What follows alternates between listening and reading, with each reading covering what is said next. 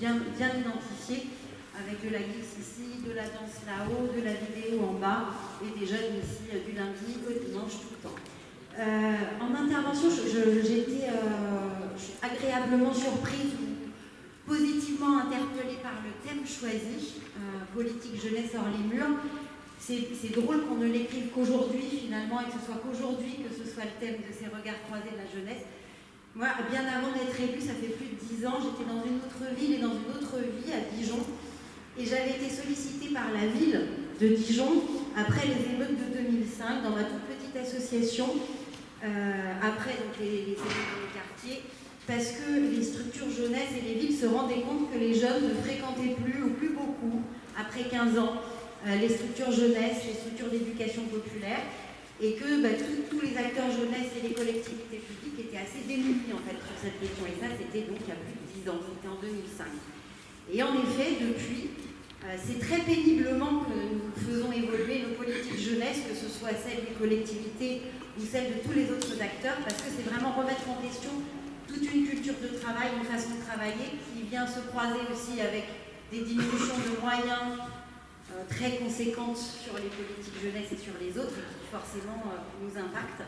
Et il y a un moment, la question on est juste à dire, pour mener une politique jeunesse, déjà, faut toucher les jeunes, en fait.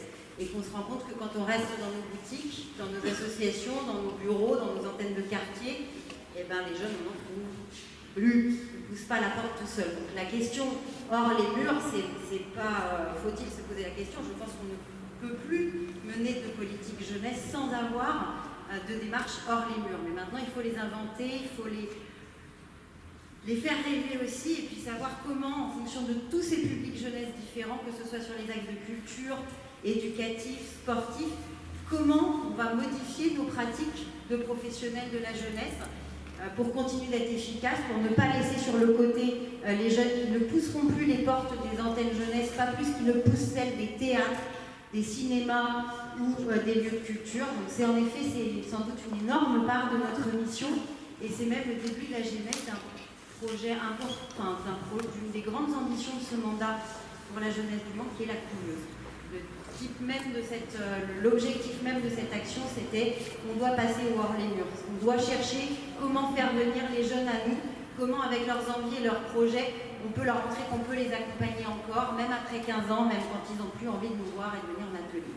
Donc j'espère que les productions du jour et les réflexions seront constructives et nous permettront toutes et tous de mieux faire notre boulot encore à l'avenir et d'inventer des façons de le faire pour les années qui viennent, parce qu'en effet, c'est un des défis des politiques jeunesse. Comment continuer à intéresser ces jeunes puisqu'ils ne viennent plus quand on reste dans nos bureaux.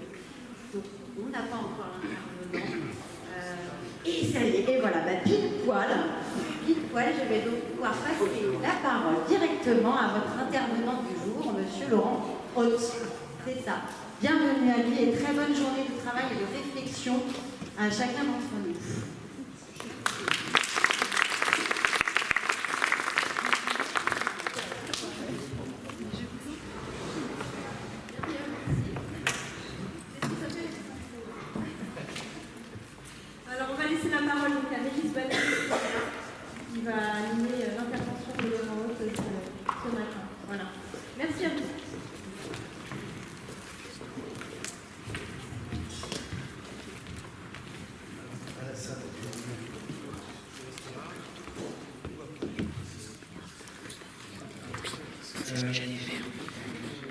Donc on va commencer par la première intervention de Laurent.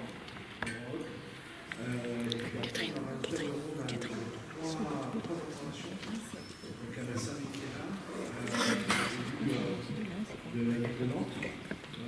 On avait fait intervenir il y a 2 ans, on a vu le Nord-Atlantique aussi, c'était des milieux ruraux inspirés. Et c'est vrai qu'on s'est dit que c'était intéressant d'avoir des témoignages d'élus un peu distants, donc pas de la Sarthe. Comme ça permettait de ne pas forcément avoir un regard trop précis, mais un regard un peu distancié, même si forcément les problématiques elles sont similaires. Et puis on aura 2 autres interventions que je vous présenterai autour d'une bibliothèque et puis d'un LVS sur la flèche. Par rapport à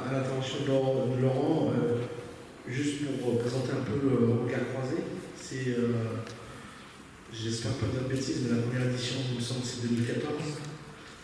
Et à ce moment-là, on avait déjà invité Doc Europe de Hambourg et qui avait initié un peu un voyage d'études sur Hambourg et particulièrement sur le quartier de Saint-Pauli, où il y a déjà un certain nombre de pratiques. Alors déjà, il y a la définition d'animateur qui n'existe pas, le mot, puisqu'on parle de social pédagogue, avec cette dimension à la fois de croiser et de ne pas spécialiser la question de l'animation, l'éducation, la prévention, donc d'avoir déjà une approche similaire avec une formation qui est similaire. Voilà.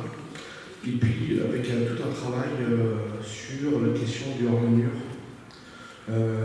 ou des fois même alors c'est pas des hors-mur, mais des fois des terrains d'aventure qui sont quand même un peu fermés, mais un peu atypiques dans l'organisation, et puis aussi du hors-mur tout court. Et donc c'est vrai qu'à la fin de ce voyage d'études, il y a eu quelques expérimentations en retour, en Sarthe, et puis il y a ce souhait de poursuivre cette réflexion sur le sujet, souhait qui s'est confirmé aussi, je pense, par rapport à l'étude de Jovi, qui est intervenue dans le cadre de l'Observatoire il y a 2 ans, qui démontre qu'effectivement, dans le public accueilli par les secteurs jeunes, dans le public accueilli par les services jeunesse, par le public accueilli par les associations qui travaillent autour de la jeunesse, on a non seulement les invisibles, ceux qu'on ne connaît pas, mais il y en a aussi qu'on connaît mais qui ne viennent pas. Et donc la question posée de alors, s'ils ne viennent pas et qu'il n'y a pas de besoin, c'est peut-être pas dramatique, mais il y en a qui ne viennent pas et on peut identifier malgré tout des besoins, au moins implicites, de se dire bien ça nous d'y aller.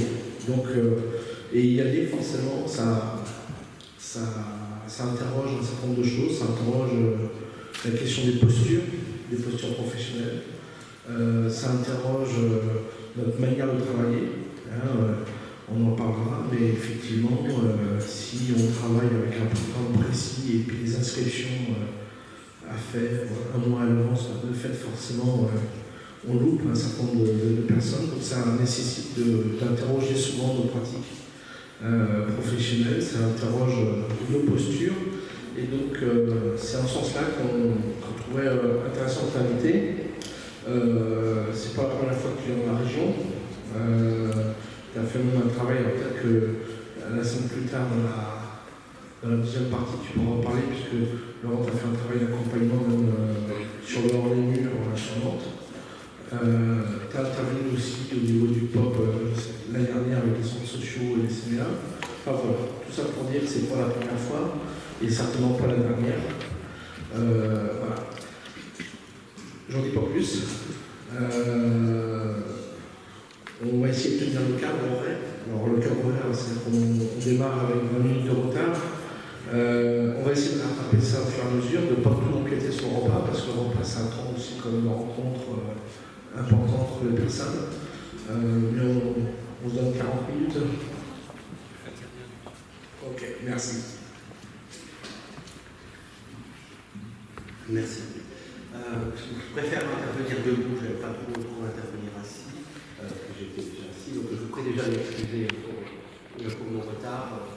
D'abord, votre invité un peu juste, et en plus, il avait aussi du retard. Je suis très heureux d'être parmi vous, et puis surtout sur ce thème-là, et puis surtout avec une telle continuité, et puis voyant dans quelle réflexion collective, un cadre partenarial entre différentes organisations, entre différents secteurs, je peux me retrouver à apporter ma petite pierre à l'édifice.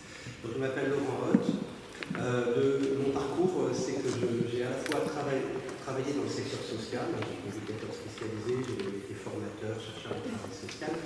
J'ai également travaillé dans l'éducation nationale, et oui, pendant d'ailleurs plus de 16 ans. J'ai été instituteur, prof d'école, même directeur d'école sur la fin, en REP et en ZEP. Depuis moins longtemps, je suis aussi dans le secteur de l'éducation populaire. J'ai la chance d'être employé pour diriger l'association que j'ai moi-même fondée, qui s'appelle Internet Robinson et qui aujourd'hui est centre social et MJC à Chilly-Mazarin dans l'Essonne. Et c'est important pour moi, le fait de pouvoir allier 3 secteurs qui sont l'éducation spécialisée, l'éducation populaire et l'éducation nationale, parce que j'ai toujours eu d'abord ce qui était pour moi qu'une intuition. Quand j'ai commencé à travailler comme enseignant, je me rappelle que mes collègues me disaient que j'étais plutôt un animateur. J'avais l'impression de faire du social dans l'éducation nationale. J'ai souvent eu l'impression aussi de faire de l'enseignement dans l'éducation spécialisée. Et là, dans l'éducation populaire, je fais de la pédagogie sociale.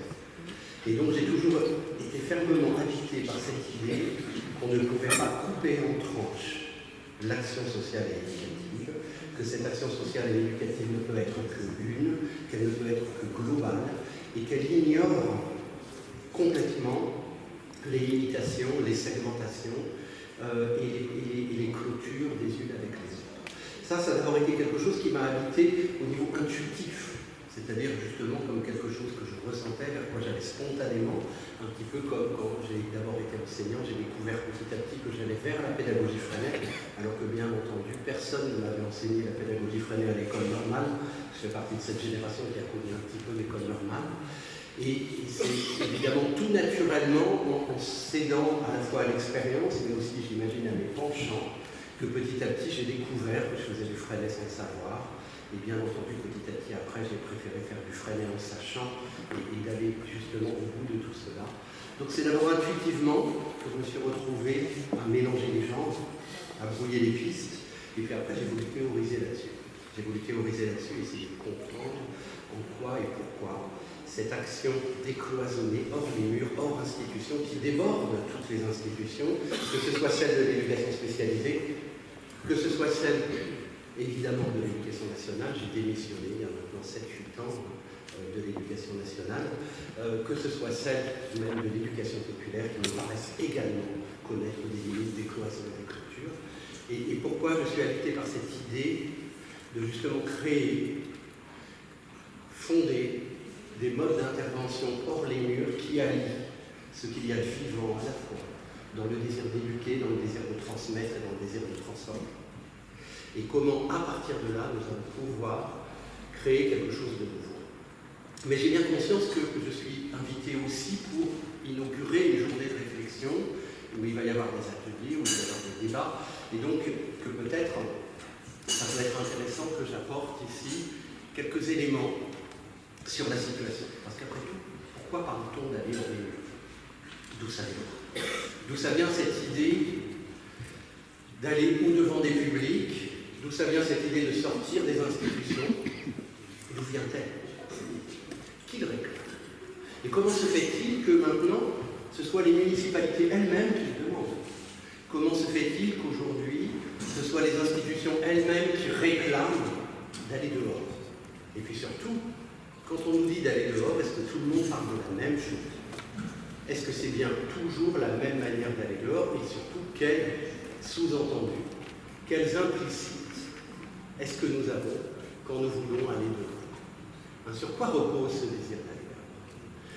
Bien, il me semble à peu près évident de constater que ce besoin des institutions, cette inquiétude des institutions sur ce qui se passe dehors, est quelque chose de tout à fait récent. Toutes les institutions, que ce soit du social, de l'éducation populaire ou de l'éducation spécialisée, ont été construites pour dire que ce qui est bien, c'est dedans. Et que ce qui est mal, c'est dehors. Toutes ont été construites sur cette idée-là, sur cette centration sur elle-même. C'était même cette centration sur elle-même qui donnait de la légitimité à ses acteurs. C'est bien parce qu'on était dans une institution qui avait déclaré être au centre et qu'on était à son service, qu'on avait de la compétence et qu'on avait de la légitimité. Ce qui est si difficile quand on doit aller dehors, c'est d'ailleurs justement ça, de se dire comment on va faire sans cette pseudo-compétence et sans cette pseudo-légitimité, comment ça va se jouer une fois que je serai à l'extérieur. Donc d'où est venu ce besoin à un moment donné de sortir? D'où vient ce besoin de sortir si ce n'est que petit à petit les institutions se sont rendues compte qu'elles étaient en déclin. Que c'était le déclin des institutions, et ce déclin des institutions, il a commencé à partir des années 80. Il a commencé à venir quand les institutions n'ont plus pu être garantes de changement de la société, quand elles n'ont plus pu être garantes de transformation de destin, quand elles n'ont plus pu être garantes de transformation de futur et quand elles n'ont plus pu être prometteuses d'avenir. C'est-à-dire quand les institutions ont perdu leur sens. Et elles ont perdu leur sens. Et elles ont perdu leur sens au début des années 80. C'est-à-dire justement à une époque où il y a eu une véritable transformation sociétale, une véritable transformation civilisationnelle, c'est-à-dire une époque où on a commencé à dire que demain, ça allait être pire qu'aujourd'hui.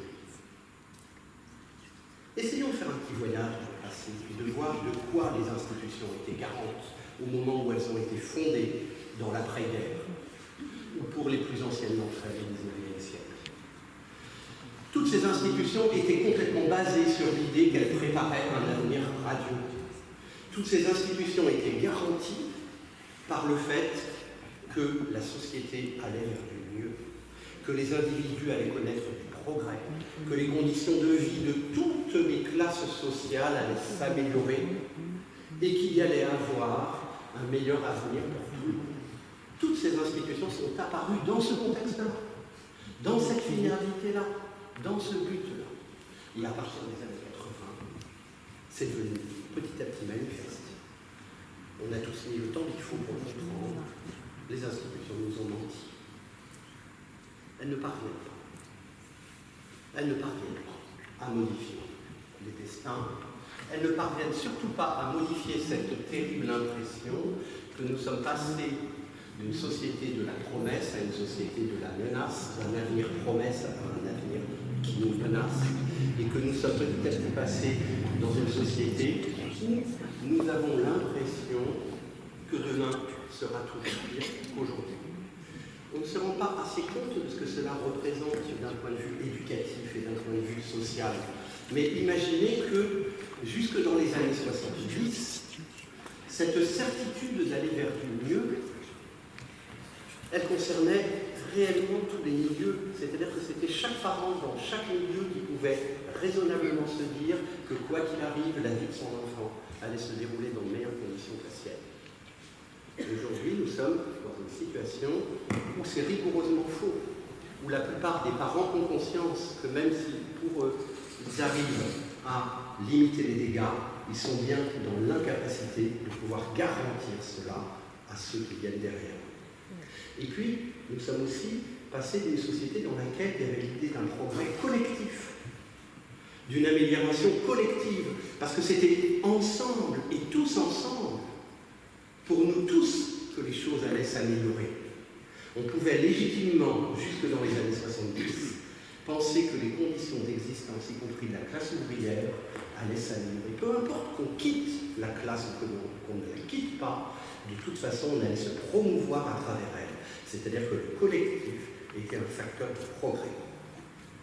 Nous sommes passés, comme vous le savez, d'une société de lutte des classes à une société de lutte des places, à partir du début des années 80, où la certitude inverse s'est petit à petit avérée, c'est-à-dire on a commencé à dire aux gens, et en particulier aux milieux, aux enfants et aux jeunes des milieux populaires, qu'ils ne s'en sortiraient pas avec les autres, et qu'ils allaient devoir s'en sortir malgré les autres, voire qu'ils allaient devoir s'en sortir contre les autres. Nous avons inventé, renouvelé, réinventé, mais d'une manière plus terrifiante encore, l'idée du handicap socio-culturel, et nous avons recréé toutes les conditions de l'individualisme, de l'isolement et de la solitude. Voilà pourquoi, aujourd'hui, les institutions prises dans ce nouveau contexte social, sociétal, oscillent entre deux impossibles.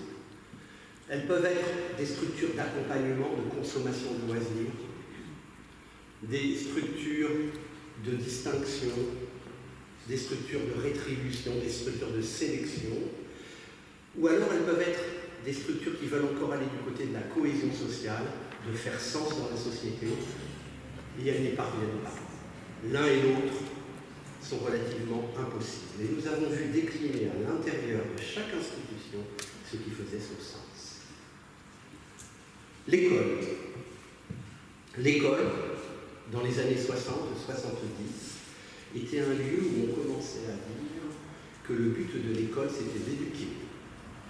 Où on commençait à dire que le but de l'école, c'était d'épanouir les enfants. Les instructions officielles de 1977, prises pourtant sous un ministère et sous un gouvernement particulièrement réactionnaire, c'était Giscard d'Estaing à l'époque, écrivaient, notaient dans leur préambule que le but de l'école, c'était l'épanouissement des enfants.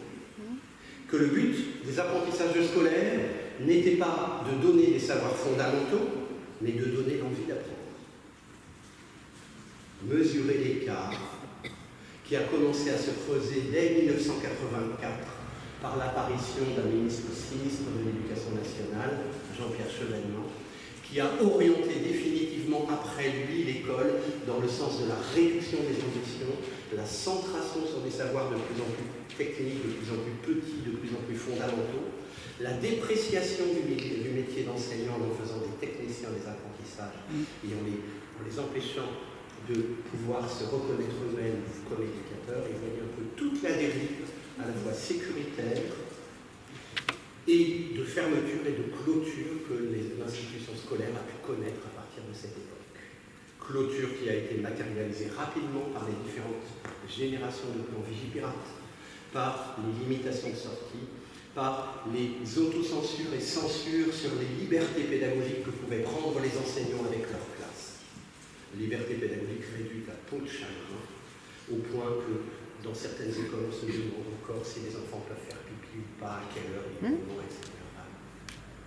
Et d'une manière où on va vers toujours plus de réduction, de contrôle et d'impossibilité. Dans l'éducation spécialisée, dans la protection de l'enfance, on a vu des pratiques qui n'ont pas pu s'adapter aux réalités sociologiques aujourd'hui. On a vu par exemple des structures toujours, comment dire, inspirées par la philosophie de psychanalyse triomphante des années 70. C'est-à-dire finalement des institutions d'éducation spécialisée qui en sont restées à se demander quelle place ont les gens et si les gens sont à la bonne place.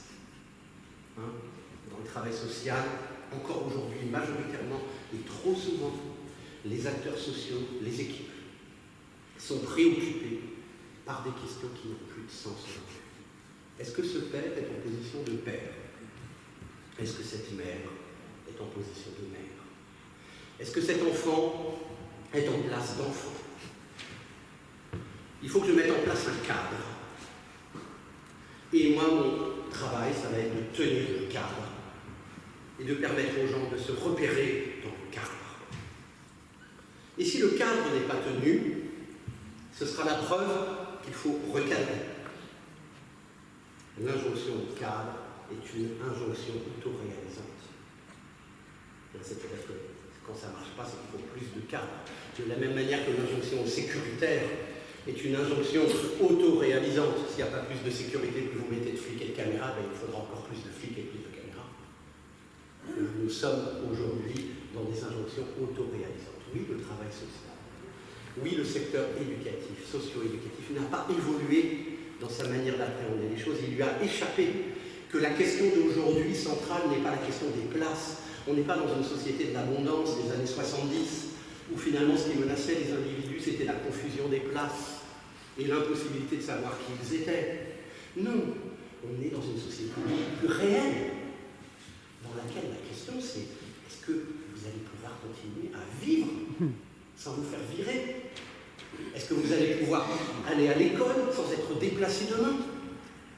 Aujourd'hui, le risque de disparition des individus auxquels on doit faire face dans le travail social, il n'est pas symbolique, il est réel. Les individus disparaissent réellement. Vous voyez comment on organise le flux des hébergés dans les différents 115, dans les hôtels sociaux. Vous voyez comment chaque structure, sous prétexte de se rapprocher de son public, dans le social, l'éloigne en rajoutant des sas. Moi, pour nous qui sommes dans le Nord-Essonne, la Maison des Solidarités départementale, qui était auparavant à Chili-Mazarin, dans un souci de se rapprocher avec ses publics, a déménagé à Massy. créer un service de proximité. Hein, et dans ce souci, et le but de ce service de proximité, c'est de dire aux gens qu'ils se sont trompés d'adresse. Quand ils arrivent devant le sas de proximité, la première chose qu'on leur dit, c'est « Oh là là, vous dépendez du 115, c'est pas nous, c'est pas nous. Barrez-vous, barrez-vous. Retournez voir le salut social, retournez voir la Croix-Rouge, c'est pas nous, c'est pas nous. » Le spectre de la double prise en charge hante le moindre agent. Et on voit de plus en plus de services de proximité qui ne sont en fait que des obstacles supplémentaires sur le chemin de l'accès. Parce que nous avons appris à manier le double sens des mots. Hein, aujourd'hui, on parle de cohésion sociale, au lieu de fragmentation sociale. On parle plus de chômage, on parle de pôle emploi. Quand le préfet casse les baraques des femmes et des enfants, il les évacue. Parce que les pauvres étaient enfermés dans un habitat intime. Et grâce à lui, monsieur le préfet, grâce à lui, on va pouvoir enfin sortir de cet état d'ignorance. Quand on rencontre un étranger sans papier, on le raccompagne à la frontière. Il était perdu, il était là, s'il vous plaît, la frontière, s'il vous plaît. Personne ne voulait la frontière. Mais voilà, on va avoir quelqu'un, une bonne âme va-t-elle enfin lui montrer où est la frontière. Donc voilà un peu où on en est. Et nous, dans l'éducation populaire, moi, je suis salarié de la Fédération régionale des MJC. Faut-il vraiment que je parle des MJC? Maison des jeunes. Vous avez vu des jeunes dans les MJC? Pas moi. Ou des jeunes comme moi. Dans la plupart des MJC que je connais, des jeunes de mon âge continuent à faire des concerts punk de leur âge. Voilà. C'est vachement sympa. C'est super cool, c'est toujours les mêmes. Toute l'année, c'est les mêmes. Ils ont 3 groupes différents, ils repassent, c'est toujours les mêmes. Toujours des à la guitare, toujours battre à la batterie. C'est trop bien. Et c'est toujours la même bande de copains depuis 50 ans qui continuent à venir les voir. D'ailleurs, c'est les mêmes cinquantenaires qui composent tous les CA des MJC. Hein, depuis leur création, qui justement date d'il y a 50 ans. Ça n'a pas bougé. C'est merveilleux. Le temps ne passe plus sur l'éducation. On est dans quelque chose de figé. J'espère que tout ça, ça va être des sujets dont on va pouvoir discuter. Ils ne seront pas rapportés à mon employeur.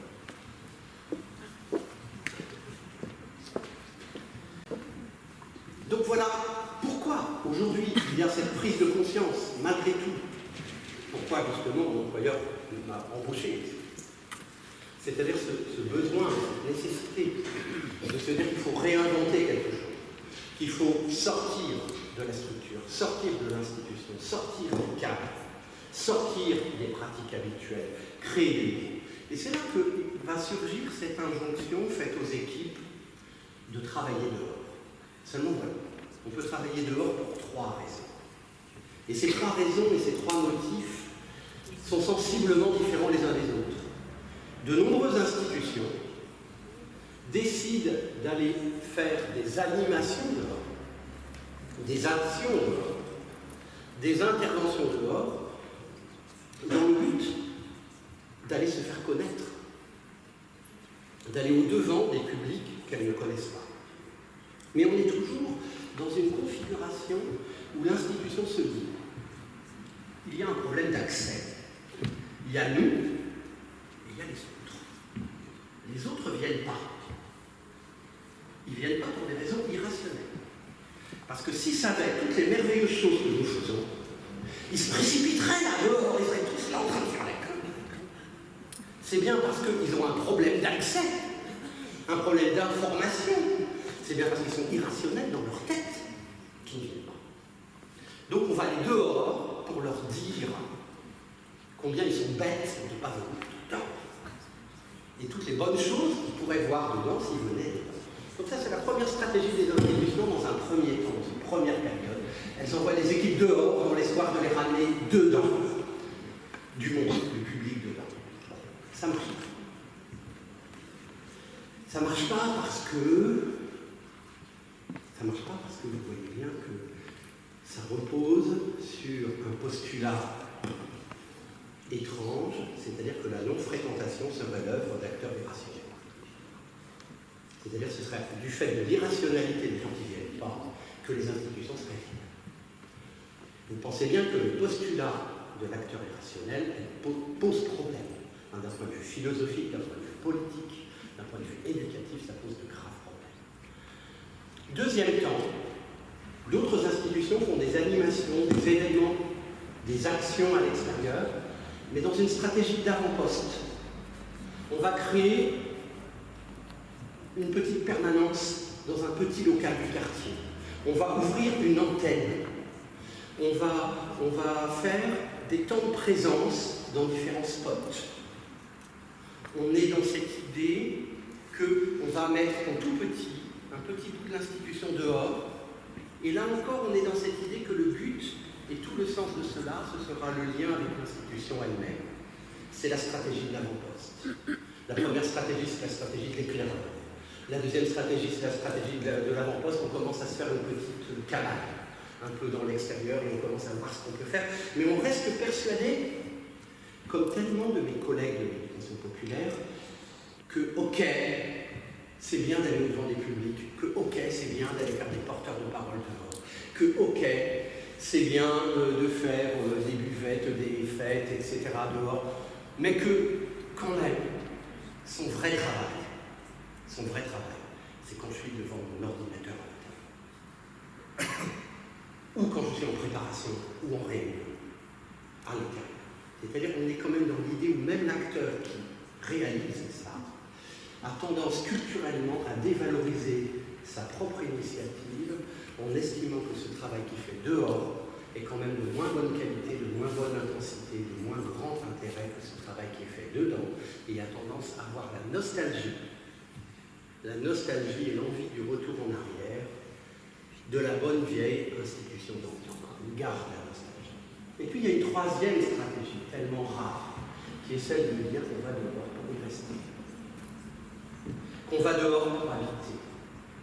Qu'on va dehors pour transformer. Qu'on va dehors pour occuper. Et qu'il n'y aura pas de retour. Il n'y aura pas de retour en institution. Il n'y aura pas de retour. Quand le bateau coule, les chaloupes ne reviennent pas. Elles ne reviennent pas. Le Titanic, il va couler. On le savait depuis le début. C'est obligé. Il y a cette idée que ce qu'on va faire dehors a de la qualité. Ce qu'on va faire dehors a de la valeur. Ce qu'on va faire dehors a de l'authenticité. D'accord, ça ne ressemble plus à grand-chose de ce qu'on avait appris à faire. Pourquoi? Parce que quand je suis dehors, je perds la maîtrise du cadre. Je perds la maîtrise, le sens du mot activité n'a plus de sens. Et je suis soumis au hasard. Les trois ennemis des institutions. Les trois ennemis fondamentaux des institutions sont tous là dehors. La perte de contrôle, ça c'est le grand ennemi des institutions. Les institutions ont été inventées pour avoir le contrôle. Le hasard, c'est tout ce que l'institution ne veut pas. Vous savez, une école, une classe, avec des enfants dedans, tout est fait pour qu'il n'y ait pas de hasard. C'est pour ça que les portes sont closes, c'est pour ça que la grille est close, c'est pour ça qu'on dit à l'enfant de se taire quand il arrive, c'est pour ça qu'on lui dit de laisser son manteau, et si possible aussi son affectivité, ses problèmes sur le porte-manteau au même moment où il s'assoit. C'est parce que tout est déjà prévu. Il ne faut surtout pas que quelque chose de ce qui se passe dehors rentre. Il faut un sanctuaire, comme disaient certains ministres de l'Éducation nationale. Il faut sanctuariser. On est dans cette idée que c'est justement en tournant le dos au flot du monde qu'on arrivera à faire quelque chose de valeur. Toute institution est basée sur la peur de l'environnement. Toute institution est basée sur la peur de ce qui peut arriver. Et voilà que nous voulons aller travailler dehors pour être en harmonie, au fil des événements, au fil de la rencontre, au fil du hasard. La perte de contrôle sur qui vient. Toutes nos activités sont calibrées. On sait quand elles s'adressent aux moins de 3 ans, aux 3 à 6. On sait quand elles s'adressent aux 10 à 12. On sait quand elles s'adressent aux pré-ados, aux ados, aux post-ados. Mais quand vous êtes dehors, vous ne savez rien. Vous savez que vous allez être utilisé. Vous savez que vous allez servir. Mais ce n'est pas vous qui avez le contrôle de ce à quoi vous servez. Et ça suppose un changement mental, une modification de ma posture professionnelle qui est tout à fait déstabilisante. Parce que c'est le contraire de ce qu'on avait appris à faire. L'autre chose dehors, c'est que quand je suis dehors, je ne suis pas chez moi. Toute l'éducation populaire dépend de la vision du monde de l'éducation nouvelle. Dans l'éducation nouvelle, le grand précurseur de l'éducation nouvelle, Jean-Jacques Rousseau, avait eu cette idée géniale qu'il fallait arrêter d'être face à son public, comme en pédagogie traditionnelle, parce que je suis en train de faire exactement à ce moment-là, mais qu'il fallait dans une relation au public différente, dans laquelle, au lieu d'être face à face, il faudrait que je sois côte à côte. Et que, plutôt que de faire de l'affrontement, je devrais faire de l'accompagnement. Et plutôt que de retenir et de garder, je devrais accueillir. Et voilà pourquoi, nous, acteurs du social, acteurs de l'éducation populaire, acteurs parfois de l'enseignement, quand il arrive à s'élever au niveau de l'éducation nouvelle, c'est plutôt rare, eh bien, nous avons un vocabulaire si pauvre. Que seraient nos projets si nous n'avions pas le droit d'utiliser le verbe accompagner? Pensez aux pauvres travailleurs sociaux. Toute la journée, ils accompagnent. Ils accompagnent une mesure, ils accompagnent une famille, ils accompagnent un enfant, ils accompagnent le changement. Ils ne connaissent qu'un seul verbe, accompagner. Et puis qu'un seul nom commun, l'accueil, la relation. Peut-être un peu la confiance. Mais voilà, enlevez-leur ces verbes, il n'y a plus rien. Et quand vous êtes dehors, vous allez accompagner quoi? Rien du tout. Vous allez accueillir quoi? Rien du tout, c'est vous qui êtes accueillis. Vous comprenez? Parce que c'est bien beau l'accueil, mais quand vous accueillez, vous avez beau avoir mis des croissants, vous avez beau avoir fait une magnifique salle parce que vous avez un profond respect pour votre public et vous voulez que votre public ait droit à du beau. Alors vous avez rêvé d'une maison avec des fenêtres bleues, avec une très jolie salle d'attente et puis une cuisine avec des jolis poêles en cuivre et tout à l'ancienne, un truc qui va faire vachement vite. Les enfants vont être contents, ils vont aller dans des pièces où il y a des coffres en bois avec de magnifiques meubles que vous avez vous-même choisis à Emmaüs. La maison de vos rêves. Ça, c'est l'éducation nouvelle. Une éducation utopiste, idéaliste, qui cherche toujours un lieu idéal. Toujours dans cette idée que si j'amène les gens dans un lieu idéal, et ben pouf, ils vont se transformer. Ils n'ont pas l'habitude des choses belles, ils n'ont pas l'habitude des choses douces, calmes. Ils vont se transformer. C'est le fantasme de l'éducation nouvelle. Le contrôle des gens, non pas directement, mais par l'environnement, par l'institution et par l'environnement idéal qu'on aura façonné. Mais le problème, c'est que quand vous accueillez, même dans cet endroit si beau, c'est vous qui êtes chez vous. Vous aurez beau dire à l'autre, sens-toi à l'aise, fais comme chez toi. C'est pas vrai, c'est vous qui êtes chez vous. Et c'est quoi le travail qui va rester un acteur éducatif dans un lieu aussi beau? Il va devoir rappeler constamment la fonction du lieu. Il va dire aux enfants, ici on enlève ses chaussures. Il va dire, ici on ne court pas. Il va dire, ici on ne se bat pas. Il va rappeler le cadre. Vous comprenez? C'est très pratique pour le professionnel. Il n'y a pas besoin d'avoir fait 5 ans d'études.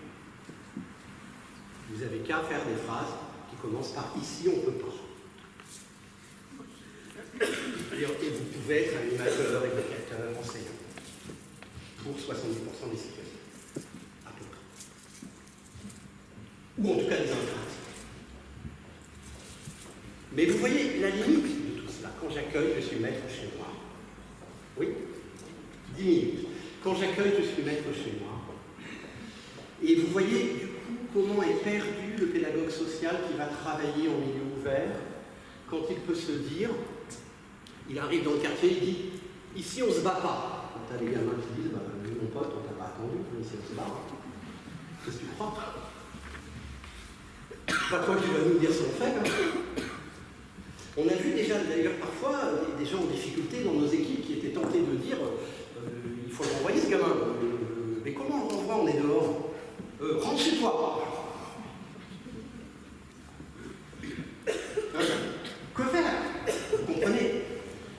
Le changement, travailler dehors, c'est pas travailler ailleurs, c'est travailler autrement. Et c'est bien ça l'essentiel qu'il faut comprendre. Ce n'est pas juste un changement de cadre, c'est du hors cadre. C'est ça qu'il faut comprendre. C'est-à-dire que ce changement n'est pas un changement de lieu, mais de milieu. C'est ça qu'il faut comprendre. Travailler dehors n'est pas innocent. Travailler dehors n'est pas anecdotique. Ça va profondément modifier ma posture de professionnel et d'acteur. Professionnel ou pas d'ailleurs, parce que je peux être un bénévole avec une posture professionnelle. C'est pour ça que nous, en pédagogie sociale, nous préférons parler d'acteurs sociaux plutôt que de professionnels ou de bénévoles ou de volontaires. Notre équipe est constituée de stagiaires, de services civiques, de bénévoles et de quelques permanents qui sont pédagogues sociaux. Mais nous sommes tous, en quelque sorte, acteurs sociaux. Et quand nous sommes dehors, nous essayons toujours d'avoir une nouvelle posture. Cette posture du travail hors institution est une posture tout à fait différente, qui repose sur des principes qui peuvent paraître étonnants depuis les institutions. Premier principe, nous sommes au bon endroit. Oui, nous sommes là où il faut être. Et parce que nous sommes là où il faut être, on va y rester, on va s'installer. Deuxième principe, les gens qui sont là et qui viennent sont de bonnes personnes. C'est pour elles qu'on est venu. On ne va pas commencer à trier. On va les prendre comme elles sont. On va les recevoir comme elles sont. On va faire avec elles comme elles et ils sont. Troisième principe, alors que dans le travail institutionnel, nous basons tous sur la distance, dans le travail hors des murs, nous allons baser tout sur la proximité, ou plutôt sur les proximités. Travailler dehors, c'est travailler directement là où vivent les gens. À Internet Robinson, nous avons 3 champs, 3 types d'espaces d'intervention. Le premier, c'est les quartiers prioritaires, Massy, aux Jumeaux, chez les Nazarins. Le deuxième, ce sont les hôtels sociaux. Quand on nous laisse rentrer, ça peut être dedans. Quand on ne nous laisse pas rentrer, c'est parking. Quand on ne nous laisse pas le parking, c'est derrière. Et notre troisième type d'espace, c'est les bidonvilles. C'est là qu'on est le mieux. Et que nous travaillons le plus longtemps possible jusqu'à l'expulsion, et puis après on suit les gens et on recommence là où ils se réinstallent, et ainsi de suite, et ainsi de suite. Proximité géographique, proximité relationnelle. On ne peut pas travailler dehors avec les gens qui justement n'ont pas de place dedans, avec des gens qui subissent toutes les violences économiques, sociales, administratives, politiques, personnelles, familiales quelquefois, sans être avec elles dans une forme de proximité. C'est-à-dire que nous pensons que autant dans une société qui était une société qui attribuait d'autorité de place à chacun, comme dans les années 70, la distance pouvait être salutaire, et c'est pour ça qu'on enseignait dans les écoles d'éducateurs, autant dans la société des années 2010, la distance est un abandon. La distance est une indifférence. La distance, c'est un refus d'investir son propre travail. Nous sommes dans l'engagement. Nous trompons la distance par l'engagement. Et cet engagement, il est affectif, il est géographique, il est social. Proximité culturelle, car on ne peut pas travailler avec des gens qui sont porteurs de toutes les cultures du monde entier. On ne peut pas travailler avec des gens qui sont porteurs de toute expérience de vie absolument sidérante et particulière. On ne peut pas travailler avec toute cette diversité si on impose ses propres normes culturelles, si on n'est pas capable de devenir un peu étranger à ses propres normes et d'être ouvert aux normes des autres. Proximité politique, parce qu'on ne peut pas être témoin de la manière dont c'est traité par les institutions, des franges de plus en plus larges de la population de notre pays, sans ressentir pour ceux qui subissent cette violence une forme de solidarité et d'alliance. Cette proximité politique est absolument essentielle également. Où va-t-on nous apprendre à travailler dans la proximité? Où va-t-on nous apprendre la proximité, l'engagement relationnel, l'engagement émotionnel, l'engagement affectif? Moi qui ai été formateur de travailleurs sociaux, j'avais la chance dans mes formations qu'il y avait à la fois une formation d'éducateurs spécialisés et une formation d'éducateurs de jeunes enfants. Et du côté de la formation des éducateurs des jeunes enfants, j'ai trouvé les références théoriques absolument nécessaires et absolument intéressantes pour pouvoir justement rendre professionnel ce travail de l'engagement, rendre professionnel ce travail de l'engagement affectif. Comment nous pouvons nous attacher professionnellement, nous impliquer professionnellement. C'est ça que nous demandons à nos stagiaires, c'est ça que nous demandons aux membres de notre équipe, c'est ça que nous demandons à tous ceux qui travaillent avec nous. Quel est ce travail hors les murs alors, qui serait un travail sans retour? Quel est ce travail hors les murs? C'est un travail en pédagogie sociale. Et là, je sais que j'ai peu de temps, on y reviendra peut-être s'il y a un petit peu de temps d'échange, mais je vous invite à vous documenter sur la théorie de la pédagogie sociale. La pédagogie sociale, de son point de vue, est le troisième type, la troisième sorte de pédagogie, après la pédagogie traditionnelle, que vous le connaissez trop bien, mais qui n'est surtout pas une pédagogie de l'ancien temps, parce que c'est une pédagogie ultra-moderne, qui est toujours dominante et pleine d'avenir. C'est une troisième type de pédagogie après l'éducation nouvelle, que vous connaissez aussi, qui est l'éducation de l'institution idéale, du lieu idéal, de l'utopie, de l'accueil, de l'accompagnement. Puis vient la pédagogie sociale qui propose aux gens de travailler exactement là où nous sommes et de se dire que nous allons transformer la vie et l'environnement à partir du point exact où nous sommes et maintenant. C'est une pédagogie de l'autonomie dans laquelle nous estimons que nous avons cette responsabilité d'agir et que nous sommes les bonnes personnes pour le faire. Nous n'allons pas nous imaginer nous-mêmes comme des éléments d'un vaste réseau qui ne serait qu'à une petite place et qui serait là pour convoquer sans arrêt d'autres partenaires. Nous n'imaginons pas que nous sommes là pour ramener les gens vers les institutions. Nous imaginons au contraire que nous sommes là pour transformer l'environnement et la vie des gens là où elle est.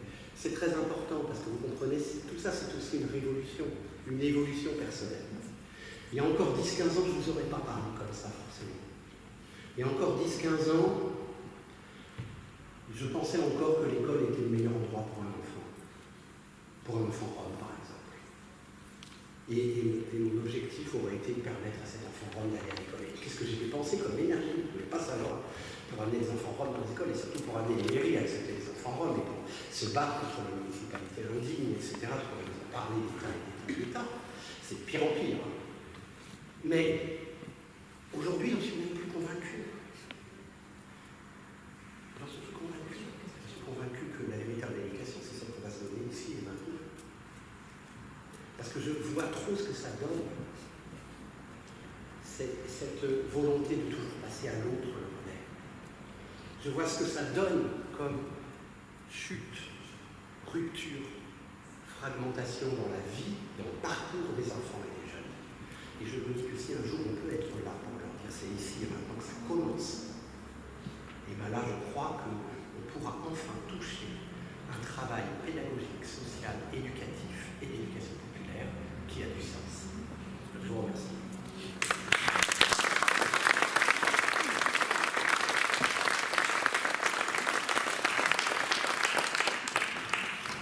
Alors, on va se permettre, le temps que Yann et Mathilde nous rejoignent, peut-être quelques questions, ou quelques remarques, ou objections, ou contradictions, voilà. D'ici, le point de vue est intéressant parce que je voyais par moments des sourires à tes propos, donc ça permettait vraiment de bien voir. Je voyais par moments des yeux froncer un peu, donc il y avait des désaccords. On savait qu'en t'invitant, et on l'a préparé, on a parlé dans le comité technique, que tu allais provoquer, bousculer. Donc en tout cas, pas de surprise du côté de l'organisation, c'était bien l'objectif. Voilà. Avec certainement une question que tout le monde partage, mais alors comment faire? Comment faire parce que l'institution est là, parce que le dedans est là. Comment faire certainement pour concilier les deux, en tout cas pour avoir quelque chose de progressif, parce que ça ne se construit pas en une journée, hein, il faut du temps. Mais on t'avait bien invité pour nous bousculer sur cette question-là et certainement ramener un certain nombre de réflexions et de questionnements sur comment faire évoluer les choses. Alors, je ne sais pas s'il y a, c'est jamais simple d'intervenir comme ça, mais est-ce qu'il y a des gens qui souhaitent intervenir, poser des questions, poser des réflexions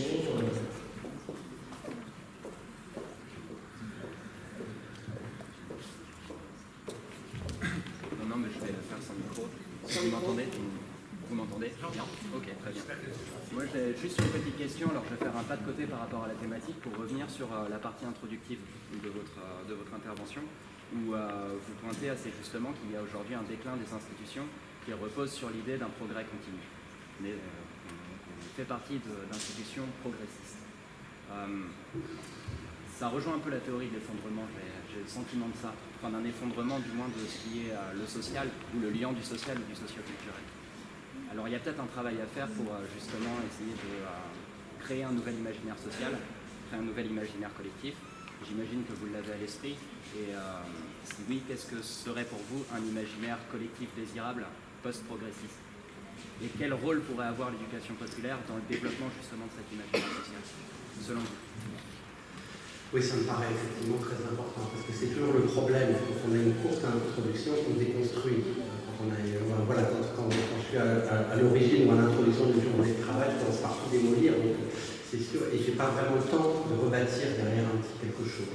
Donc je conçois bien que ça manque. Des fois, je dis aussi que en fait, c'est parce que mes interventions sont subventionnées par Temesta, Xanax, et que en fait, ça me fait un petit bénéfice aussi derrière du découragement que je provoque. C'est lucratif. Mais en fait, ce que je vais essayer de tenter de répondre à la fois à ce que tu dis et puis reprendre là-dessus, mais évidemment d'une manière très brève. Là-dessus, c'est que je pense qu'on peut faire des choses dans les institutions et là où on est. Simplement, je pense qu'il faut changer de manière de voir comment on veut travailler. Parce que vous voyez, j'ai beaucoup insisté sur le fait qu'on a une vision spatiale de notre travail. On imagine que les actes, nos pratiques sont liées à des lieux. Et moi, j'aimerais beaucoup, je trouve qu'en pédagogie sociale, c'est par rapport au temps qu'on intervient. C'est beaucoup plus une pédagogie du temps qu'une pédagogie de l'espace. L'éducation nouvelle est une pédagogie de l'espace, terrain d'aventure, accompagnement, séjour de découverte, séjour de rupture. Vous voyez, c'est une pédagogie du voyage, de l'espace. On est dans la recherche de lieux, de déplacement. La pédagogie sociale est une pédagogie dans le temps. Ce qu'on cherche, c'est de créer des moments magiques.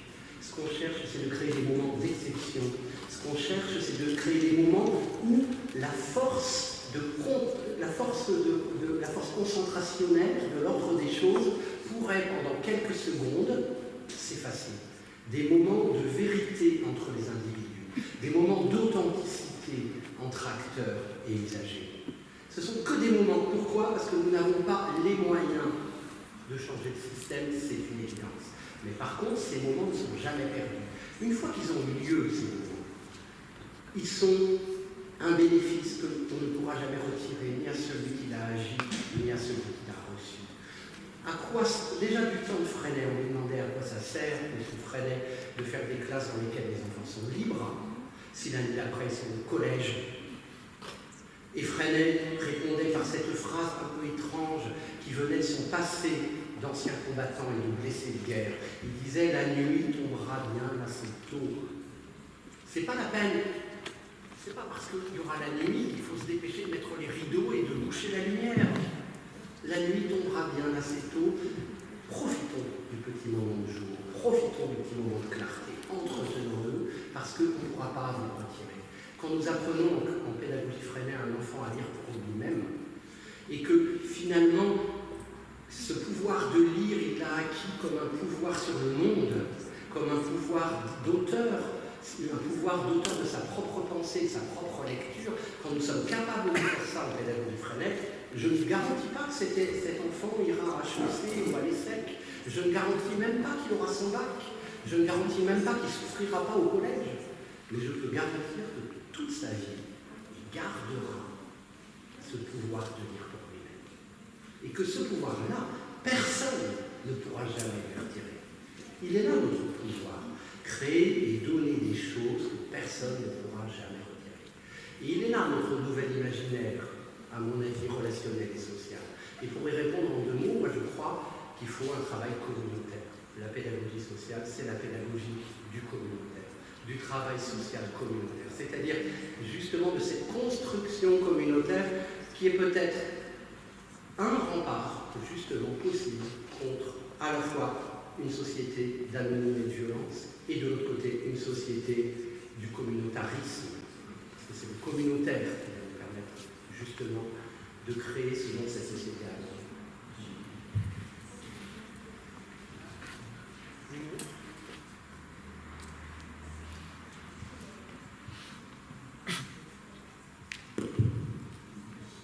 Mais je propose qu'on passe à un témoignage. Et Laurent, je te propose après de reprendre 10 minutes à quart d'heure pour redire des choses. Alors, on regarde ces 3 témoignages, ça fait pas une pression sur les 3, voilà. Mais de pouvoir réagir, et puis peut-être d'aller aussi, tu as commencé à en parler à la fin, de vos pratiques dans les salles, et peut-être aussi d'en dire aussi un peu plus. Donc 3 témoignages différents, et je commence alors, dans le rythme, ça va être 10 minutes chacune. Hein. Donc je commence par toi la salle. Donc là, le témoignage de celui qui vient de plus loin par rapport aux 2 autres.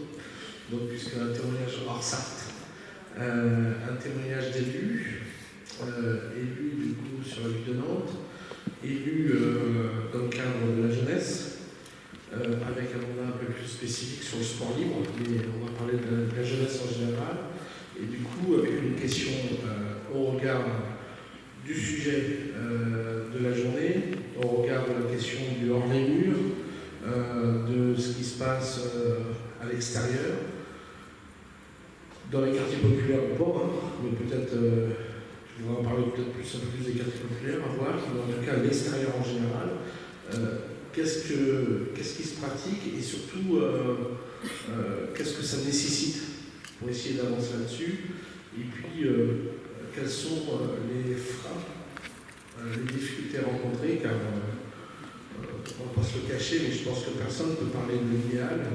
L'idéal, déjà, on n'arrive jamais à l'atteindre. Mais quels sont les freins, en tout cas, pour avancer sur cette question? Je vous remercie et aussi remercier les organisateurs et une belle intervention déjà, donc, qui a pu nous pousser à réfléchir et à se poser des questions. Donc, concernant la ville de Nantes, ma délégation, comme il vient de le citer, c'est la mobilité internationale des jeunes, une partie de la jeunesse, les sports et l'international. Donc, hors des murs, je l'ai pratiqué d'abord, et avant même d'être de l'autre côté décideur, comme on dit, malgré qu'on se dit décideur, mais on aime bien co-construire nos projets. Ma feuille de route, quand je suis arrivé à la ville de Nantes, c'était que je n'ai pas de feuille de route, j'ai une feuille vierge et que je dois le construire avec les acteurs. Et donc c'était parce qu'on avait l'habitude, chaque nuit, quand tu viens, avec l'orientation, on commençait à écrire, je disais que moi je présente quelque chose qui est vierge, donc je vais le faire avec les acteurs. Ça permet, 1, d'écouter, 2, de faire ensemble, 3 aussi, permettre d'avoir d'autres moyens alternatifs. Donc, ces moyens alternatifs, c'est de faire l'animation hors des murs. Mais il ne faut pas se en cacher aussi que entre les 4 murs, c'est rassurant pour l'animateur ou les gens qui interviennent. Parce qu'on a le cadre, on maîtrise, on a le décor. Mais aller hors des murs pose des questions. Quand vous êtes dans des quartiers populaires où il y a 75 nationalités différentes, donc les approches déjà posent problème. Comment je vais en faire? Comment les gens parlent? Donc l'idéal c'est de faire, mais si celui qui fait n'est pas déjà formé à pouvoir connaître le diagnostic du territoire et de connaître les spécifiques dans le quartier, ça va poser problème pour les animateurs. Ça, c'était le premier équivoque à travailler avec les services et les acteurs. Deuxième chose, c'est aussi la centralisation. Quand on a des habitudes d'avoir des acteurs qui ont aussi l'habitude d'avoir tout sur eux, changer ces habitudes, c'est de la confrontation. Et pour vous dire la réalité, je me suis battu durant 1 an avant que ça puisse bouger. 1 an. Parce que c'était des questionnements, c'était un travail à refaire pour y arriver. Donc, sous les bords des murs, à la ville de Nantes, nous avons fait ce qu'on appelle les pépinières. Les pépinières de jeunesse, c'est permettre aux acteurs qui sont dans le territoire d'apprendre à travailler ensemble. Parce que, comme je dis, la jeunesse n'a pas de frontières. Parce que quand il y a la centralisation, on sait quel acteur qui est sur le terrain. Et quand le jeune a des difficultés avec l'acteur, donc même si tu fais hors le mur, il n'a pas beaucoup de choix, ce jeune, il va se sentir seul ou bien rester. Donc le fait d'ouvrir plusieurs partenaires sur le même territoire, donc là, il a l'endroit de choix et de faire des choses ensemble, il ne faut pas isoler. Et deuxième chose, c'est aussi la différence culturelle aussi. On sait qu'aujourd'hui, comment les gens sont quand on fait de l'animation. Et c'était de voir les acteurs, voir aussi les associations de ressortissants pour leur dire que le travail que nous faisons permet de créer un cadre de concertation, mais de créer la cohésion. J'ai l'habitude de dire, avoir des jeunes qui sont conscients des problèmes du quartier ou de la République ou d'ailleurs, la finalité, c'est d'avoir des jeunes qui sont soucieux de ces problèmes et d'apporter leur contribution. Le regard compte, mais la valorisation de ces jeunes par rapport à ce qu'ils font. Donc, au-delà des murs, nous avons pu faire des choses à la ville de Nantes qui consistent à dire qu'aujourd'hui, les voyages que nous faisons, les actions que nous sommes en train de faire sont aussi importants, mais aussi pour faire la proximité, c'est important de savoir quelle politique nous voulons. Et aussi, c'est de savoir l'aspect culturel, l'engagement et l'éducation à la paix et à la tolérance. Parce que souvent, c'est des points où souvent ça peut choquer. Il y a des quartiers où il y a une historique ensemble. Et les freins, il faut le dire, quand on a une association qui monopolise durant des années toute l'offre socio-culturelle, donc c'est pas évident de leur pousser à changer. Et puis quand il y a des groupes de jeunes qui proposent des activités ou des méthodes alternatives, souvent aujourd'hui, avec des fonctionnaires ou des acteurs, ça gêne parce qu'on n'arrive pas à les canaliser. Et la politique, on a l'habitude de vouloir cerner, canaliser les actions qui se font parce que ça nous permet d'avoir une réactivité et d'agir rapidement. Donc, en gros, moi, c'est ce que je voulais apporter notre contribution. Mais aujourd'hui, c'est dans les sports, moi, j'ai fait ce que j'appelle le dialogue citoyen. C'est de dire que nous avons un projet, mais donnons la parole aux acteurs, essayons de mettre le budget à leur main, mais qu'ils essayent de nous apporter des solutions qui tiennent en compte de notre volonté politique. Et donc ça, nous avons réussi à le faire et à réussir, et surtout sur l'aspect handicap, dans ce qu'on appelle les CLAP, c'est des appels à projets. Donc j'avais tendance à voir et à constater que les personnes vivant avec la situation d'handicap, on ne les voyait pas dans ces appels à projets.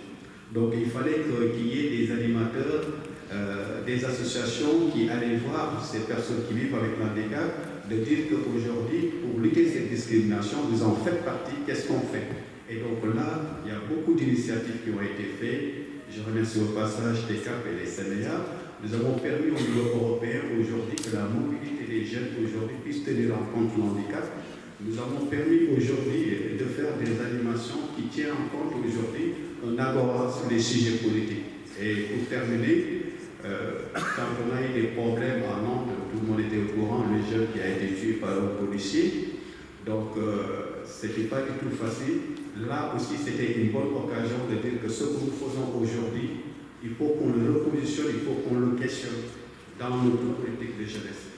Et on s'est parlé les yeux entre les yeux pour dire qu'il est temps d'avoir d'autres méthodes alternatives pour pouvoir donner hors les murs, non pas de faire hors les murs pour les ramener dans le cercle, mais de pouvoir savoir hors des murs comment on peut approcher d'autres jeunes qui sont très éloignés des dispositifs. Donc voilà en quelque sorte cette contribution au jeu nantais que je voulais apporter, mais qui n'est pas un jeu qui est vraiment extraordinaire, mais c'est un jeu qui est visible, qui tient en compte la place des jeunes là il faut, mais qui tient en compte la différence culturelle, qui tient en compte de dire que nous ne voulons pas changer ce que vous voulez faire, mais nous voulons apprendre aussi ce que vous faites, qui nous permet de tenir en compte d'autres aspects que nous ne savons pas le faire. Parce qu'être politique aussi, c'est de se poser des questions, on n'est pas capable d'avoir tous les résultats. Les jeunes sont des créateurs, c'est donc des innovants. Donc à partir de leurs besoins et aspirations, on peut faire des choses ensemble. Mais je dis aussi, faisons très attention de pouvoir centraliser tout, parce que c'est le problème de la jeunesse. Je vous remercie.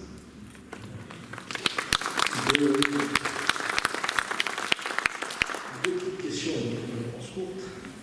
Tu parlais je ne sais pas comment on appelle ça, il y en a qui me diraient tellement, mais ça rappelle l'Algérie. Mais tu parlais de ce qui est arrivé début juillet. Et derrière, il y a quand même des jeunes qui s'en sont pris à des institutions éducatives, puisqu'il y a eu l'incendie de plusieurs maisons de quartier, de d'autres bâtiments. Comment tu peux expliquer que les jeunes s'en prennent à des institutions éducatives? Ça, c'est la première question. Et deuxième question, est-ce que tu peux nommer, nous citer un ou deux exemples d'innovation hors le mur fait sur la ville? Donc, quand nous avons rencontré les jeunes, pour leur dire que vous savez bien que les maisons de quartier, c'est à vous. La bibliothèque, c'est pareil. Voilà, on ne peut pas. Moi, je dis qu'en tant que politique, j'essaie de comprendre, je ne juge pas.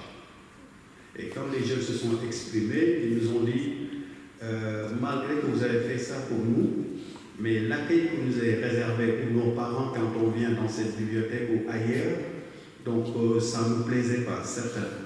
D'autres disent qu'aujourd'hui, les choses qui ont été brûlées, surtout par qui appliquaient des associations, ils sont en train de dire qu'aujourd'hui, beaucoup d'associations ont perdu leur élan qu'ils avaient. Aujourd'hui, ils voient ces associations comme des partenaires institutionnels.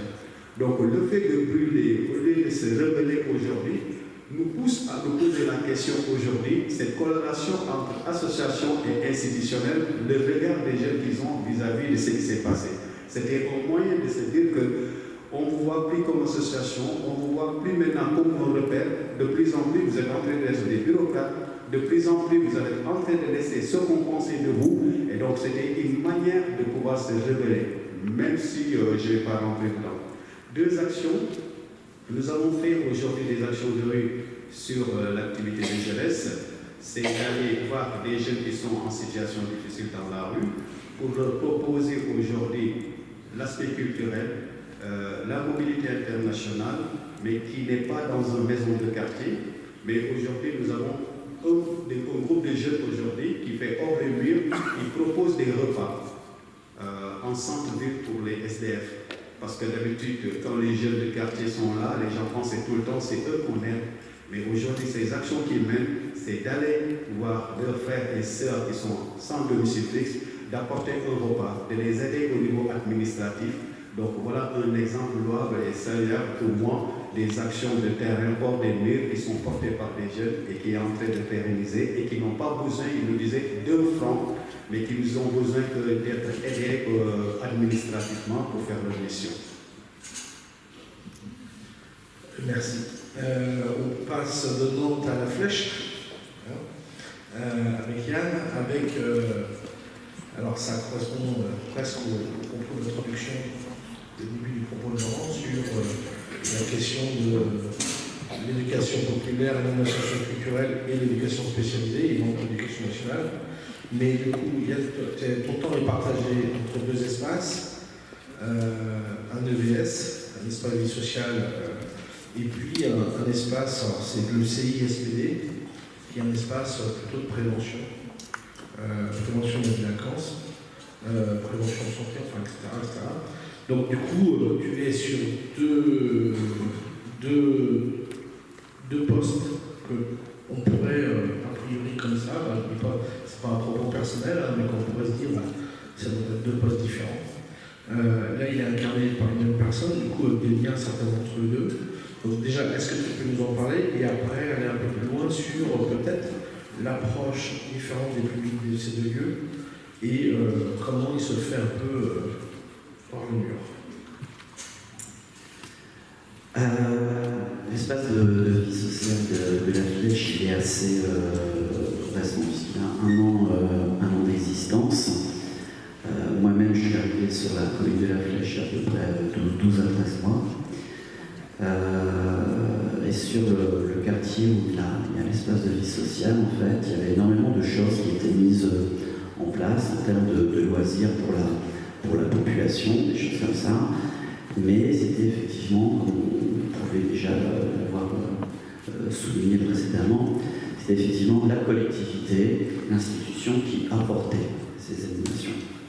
Alors c'était très bien, tout le monde était content, mais au final, quand on évalue un petit peu tout ça, les problèmes sont toujours là, les difficultés pour la population, quel que soit son âge, sont toujours là.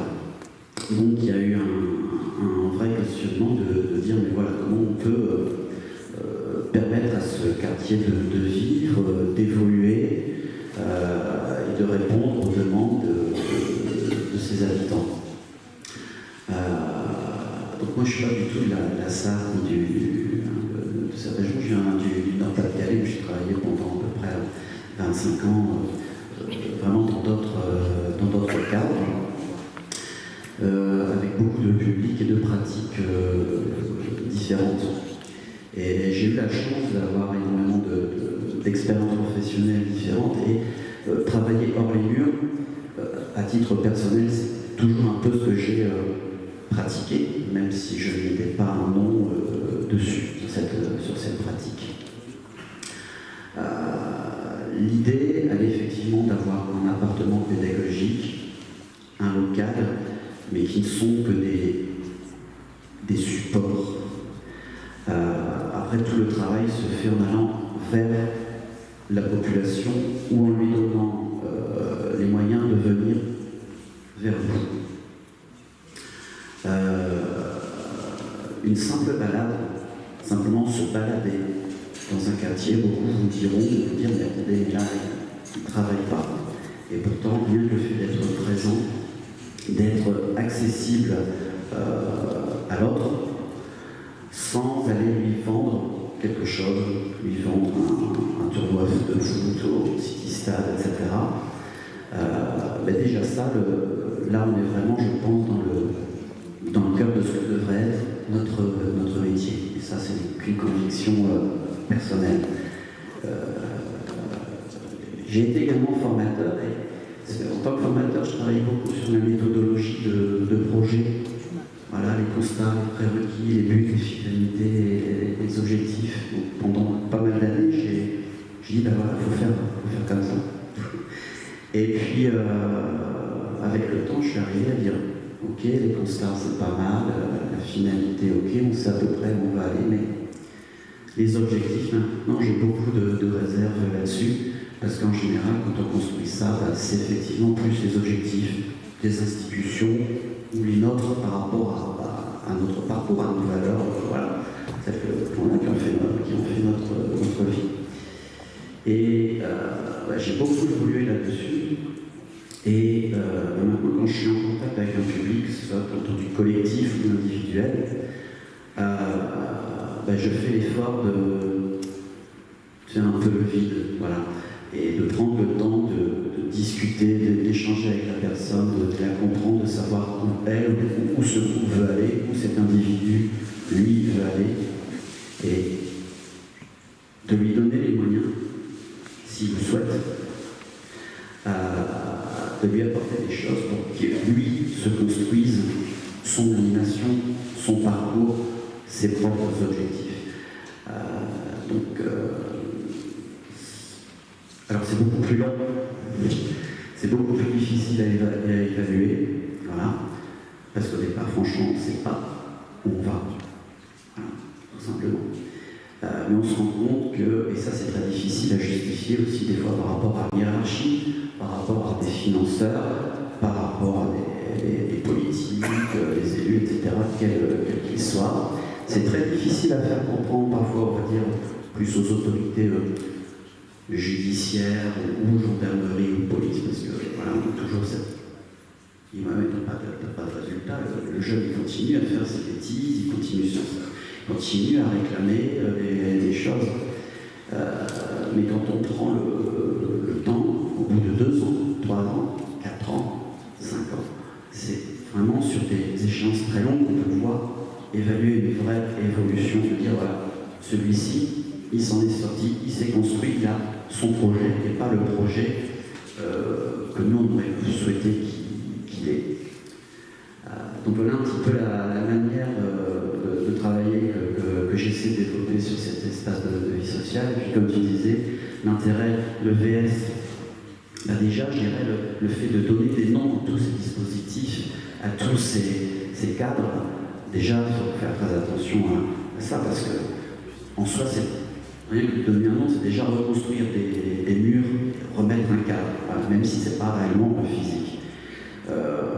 L'approche que j'ai, c'est que ces noms, c'est très bien, mais c'est juste pour avoir des moyens financiers derrière si on en a besoin, et donc il faut les oublier. Et c'est pour ça que c'est pas gênant d'avoir d'un côté du CISPD et de l'EVS, et tout ça, c'est la transversalité. Après, ce qu'on essaie de faire, c'est effectivement de travailler avec les partenaires que sont la CAF, le département, la police municipale, les gendarmes. Et je dirais cette approche que moi j'ai avec le public, ben, j'ai exactement la même approche avec les partenaires. Voilà. Et ben, c'est pas évident. Ça, il faut vous avez des oreilles attentives et des gens qui évoluent en même temps. Et il y a aussi beaucoup d'incompréhension, mais je dirais c'est ce qui, en exemple, voilà, hier, tout simplement, pour être dans le concret, j'ai un jeune qui vient me voir, me dit Yann, je ne comprends pas. Maintenant, les gendarmes, ils viennent me voir, ils me disent bonjour, ils me serrent la main. Ben, je dis oui, parce que moi, j'essaie de leur expliquer qu'effectivement, ben, s'ils sont tout le temps dans la répression, à te contrôler, etc., on ne va pas avancer avec toi. Mais ce qui était marrant, c'est que ce n'était pas les gendarmes que ça dérangeait le plus, mais c'était ce jeune-là. Parce que déjà, il n'était pas habitué à ça, et lui, il ne comprenait pas, parce que c'est nul, culturel, méthodologique, tout ce qu'on veut, parce qu'on dit hors les murs, il ne faut pas, à mon sens, il ne faut pas voir les murs physiques. Voilà. On peut travailler dans un appartement, dans un local, mais déjà, si la porte elle est ouverte, et puis, enfin voilà, c'est qu'un outil parmi d'autres. Qu'est-ce que je peux dire? Tu parlais effectivement de beaux locaux aménagés parce que nous, on se projette, etc. On a fait le choix sur cet appartement. Ben, en fait, moi, ma hiérarchie était très surprise parce que je ne lui ai pas demandé de gros budget. Parce qu'il me demande ben, qu'est-ce que tu veux? Voilà, on va mettre effectivement des fauteuils, de la peinture, des machins, des trucs comme ça. Ben, je dis non, moi, je ne veux pas de ça. Ce local, c'est pas le nôtre, c'est pas le mien. Et donc, ça fait 1 an, il y a toujours des murs qui n'ont pas de peinture, etc. Parce qu'on fait le choix que ce ne soit pas les services techniques qui le fassent. C'est les gens qui l'investissent progressivement et qui se proposent, qui expérimentent de la déco, on pratique la récup. Mais voilà, on dit voilà, ça serait bien d'avoir ça. Bah ok. Moi je peux vous dire que là, vous pouvez aller chercher, mais c'est pas moi qui vais le faire, parce que ce lieu, c'est le vôtre. Voilà, tout simplement. Donc voilà un petit peu ce qu'on essaye de faire. Il y a des choses qui fonctionnent, il y a des choses qui ne fonctionnent pas. Voilà. C'est pas grave, on tente autre chose. Après, tu parlais de blocage, de difficultés. Je dirais que les principales difficultés, elles viennent effectivement pas du public, elles viennent de nous-mêmes. Parce que effectivement, quand on y va, on est un peu quand on travaille de cette manière-là, ça peut faire peur, ça peut déstabiliser, parce qu'on est vraiment dans le direct, comme sur un plateau télé direct, on ne sait pas ce qui va se passer, on est dans l'interaction en permanence, donc ça peut être parfois, très honnêtement, très fatigant, parce que quand vous êtes en interaction avec 1 ou 2 personnes, ça va, ça peut voilà, avec le métier expérience, ça se gère, mais quand vous êtes en interaction avec un groupe, quel qu'il soit, quand vous avez 5, 6, 7, 8, 9, 10, là, ça peut devenir effectivement très fatigant, très stressant. Et voilà, ça demande de pratiquer beaucoup pour apprendre à gérer telle ou telle situation. Donc je dirais, c'est pas donné à tout le monde. Voilà. Et la meilleure des formations, c'est la pratique, ça c'est clair. Et le travail en équipe. Donc ça, c'est très dur pour peut-être des gens qui ont toujours travaillé de manière différente ou qui arrivent dans le métier, que ce soit l'animation, la prévention, enfin voilà, tout ça, j'aime pas non plus trop ces termes-là, parce que systématiquement, on a tendance à s'y enfermer. Et c'est quand même un piège. La prévention, c'est l'animation, et le fait d'animer, c'est... Enfin, vous voyez, tout ça, c'est lié. Bon. Et puis après, l'autre blocage, c'est effectivement tous les partenaires institutionnels et autres, je dirais, sont dans une époque eux-mêmes, se posent beaucoup de questions parce qu'ils se rendent compte que tout ce qu'ils avaient appris, tout ce qu'ils avaient pratiqué depuis des années, très honnêtement, si on compare la situation de certaines populations, de certains quartiers il y a 30 ans et il y a maintenant, des fois on peut se demander, mais on a avancé, on n'a pas avancé, qu'est-ce qui s'est passé? Parce que des fois les résultats ne sont pas très brillants, et on a un peu l'impression, on se dit souvent, enfin, je ne pense pas que ça le dise, on limite les dégâts, quoi. On limite les dégâts, mais est-ce que sur le fond les choses ont réellement évolué? Les méthodes ont peut-être évolué, les objectifs, les moyens, peut-être, mais est-ce que les gens réellement ils sont plus heureux, est-ce qu'ils sont mieux dans leur peau, etc. Et finalement, que ce soit l'éducation et autres, est-ce que c'est pas ça la finalité, que les gens soient bien, voilà, pour pas employer le grand mot, que les gens soient bien, voilà, qui vivent la vie qu'ils ont envie de vivre, tout simplement. Voilà, c'était une petite présentation assez générale. Merci. Alors, il ne faut pas hésiter dans 10 minutes à intervenir, éventuellement témoigner de notre expérience, réagir. Bon, je sais bien qu'on est dans un mode là, très conférencier, donc très descendant. Ça ne correspond pas forcément à ce qu'on défend dans nos pédagogies, mais le repas de ce midi et les ateliers de cet après-midi sont certainement plus approfondis. En tout cas, ce que tu relèves là, c'est aussi de dire qu'il y a le dedans, il y a le dehors, il y a l'individuel, le collectif, et qu'on est certainement dans une diversification des modalités de rencontre, et que c'est peut-être un des objectifs à rechercher. C'est pour ça que je m'adresse à Mathilde. Du coup, sur l'association Plein de Jeux. Alors, avec des pratiques, c'est pas celle-là dont on va parler, avec des pratiques de rue, d'animation de rue des fois, on est toute la journée avec les enfants, on a peut-être aussi envie qu'il se passe autre chose que de jouer avec ses enfants. Je le dis parce que en fait, souvent, on nous demande de faire des actions pour que les parents jouent avec leurs enfants ou pour que les parents passent du temps avec leurs enfants. Mais en fait, on se rend compte aussi qu'il y a des moments où, je pense notamment aux mamans qui peuvent avoir des congés un petit peu plus longs avec les enfants. Des fois, quand on a toute la journée son enfant avec soi dans l'appartement, on a juste une chose, on a juste envie d'une chose, c'est d'être dans un espace où, oui, on sait que c'est sécurisant, on sait que voilà, on est là avec son enfant, mais où on n'est pas dans l'obligation de devoir jouer avec son enfant. Si on a envie sur le moment, oui, on le fait. Puis dans le monde du jeu, en plus, être dans le jeu avec son enfant, ça implique aussi d'autres choses qui ne sont pas si simples que ça dans les relations. Voilà, alors là, je m'éparpille un peu sur autre chose. Je me recentre. Donc voilà, nous sommes nos actions. Et après, si je peux parler un petit peu des freins pour nous sur l'extérieur, notamment en milieu rural, c'est que en fait, la plupart des structures avec lesquelles on travaille, où on est amené à travailler dans ces milieux-là, n'ont pas l'habitude en fait, de sortir de leur propre mur. Et donc, ce n'est pas forcément des propositions qui nous sont faites Voilà, alors des fois on arrive difficilement quand même à expliquer que bah, voilà, s'il fait beau, on est aussi mieux à profiter de dehors que de s'enfermer dedans. Mais voilà, c'est pas toujours simple en fait pour les personnes. C'est aussi des questions des fois tout simplement d'organisation, de se dire ah oui, mais là, alors que je s'appelle à tel service pour la logistique, etc. Voilà, c'est des questions, je pense aussi des fois d'habitude, tout simplement.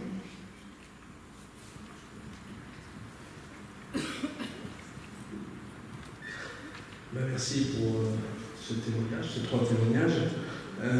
Ça amène, je pense, au dernier témoignage d'autres questions.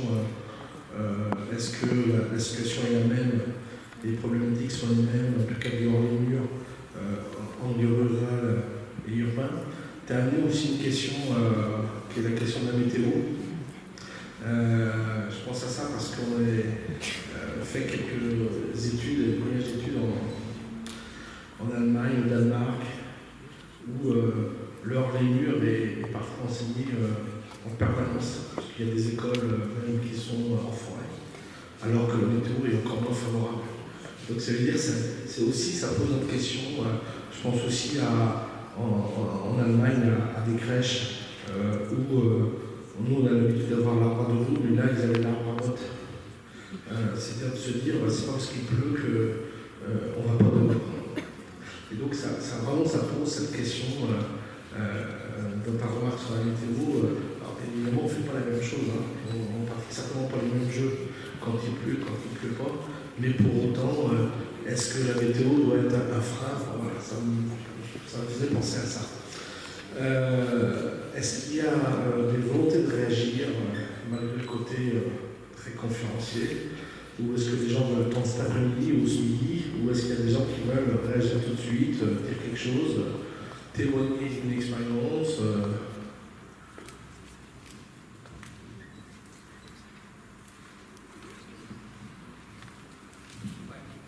Sans micro. Moi, ce qui me rassure, c'est que j'ai pas entendu parler de financier, ou alors j'ai pas entendu. Du coup, ça veut dire que potentiellement, il peut faire plein de choses en extérieur, voilà, et sans forcément avoir énormément d'argent. Donc je pense vraiment que c'est sur la question des pratiques qu'il faut se poser la question. C'est effectivement, ça met en danger, parce que c'est des pratiques complètement différentes et des choses comme ça.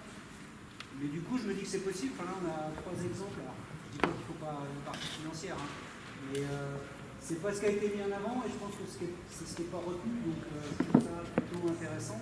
C'est plutôt la démarche qu'il faut aller chercher, plutôt que de se poser les questions organisationnelles, financières et choses comme ça.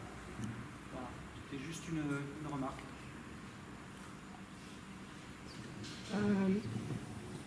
Une surprise, mais qu'en est pas une, c'est que dans les 3 témoignages, il n'y a aucun frein qui vient du public, mais les freins, ils viennent, ils ne sont pas les mêmes, mais souvent de l'institution ou des institutions, des partenaires avec lesquels on travaille. Mais aussi pour en avoir discuté avec d'autres personnes qui peuvent faire du hors les murs, de se dire mais oui, c'est quelque chose qui est adapté à un certain public, qui fonctionne. Et comment est-ce qu'il se fait qu'à chaque fois le frein il vient de nous professionnels, il vient des personnes avec lesquelles on travaille. Alors les services techniques qui sont surpris que comment ça, faut pas venir faire la peinture. Les locaux qui sont tout près et qui sont dégradés parce qu'ils correspondent pas. L'attente de dire il faut faire jouer tel public avec tel public. Et de se dire, oui, les freins, ils viennent bien des personnes qui sont censées répondre aux besoins de ces publics-là, mais à aucun moment dans vos témoignages, il y a de freins du public ou des publics qui sont concernés par ce hors les murs. Voilà, juste une petite...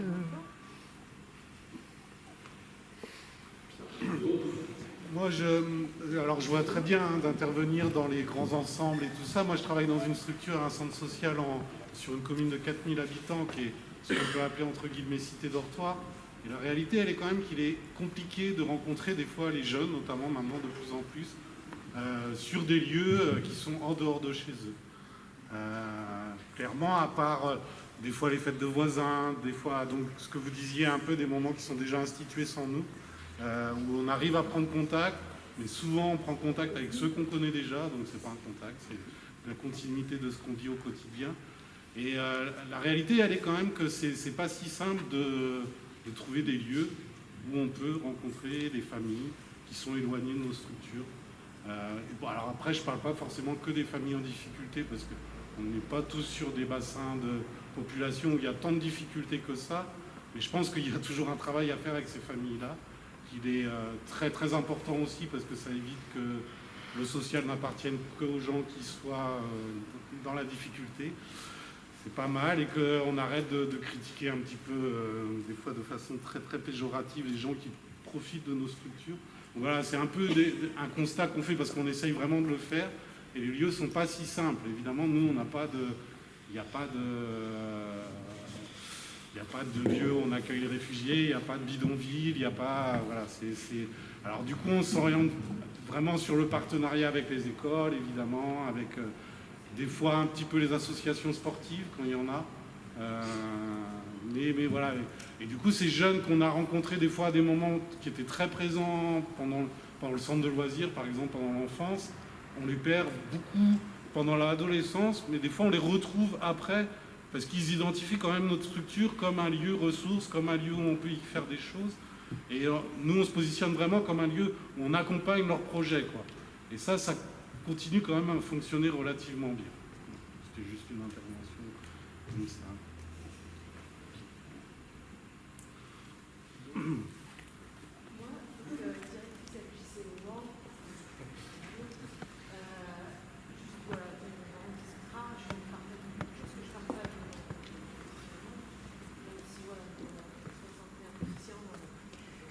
On n'entend pas, Agnès. Tu peux parler plus On fort? n'entend pas. Ah oui, on n'entend pas. Non, c'est juste plutôt des remarques en fait. Enfin, nous, on est en train de travailler un petit peu au niveau de l'équipe justement avec les équipes en fait, administrateurs et les salariés sur la question de c'est quoi leur réunion et qu'est-ce qu'on réunit dans leur réunion. Ça me dit complètement. C'est vrai que dans la démarche, ce qui est beaucoup ressorti, c'est la difficulté à changer assez fort.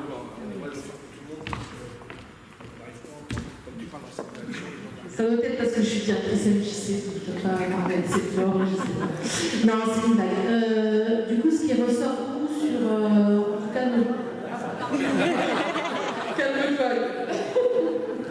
Pardon, excusez-moi. Bah, ça va comme ça, c'est bien. Ce qui ressortait beaucoup, c'était aussi des questions de comment ça déplace le professionnel ou le bénévole. Et que voilà, je pense que c'est des questions de confort, inconfort, et comment on accepte d'être bousculé dans ça. Et les questions qui étaient aussi traitées beaucoup, c'est, en tout cas, est-ce que c'est un prétexte ou pas, mais la question du chronophage et des questions logistiques.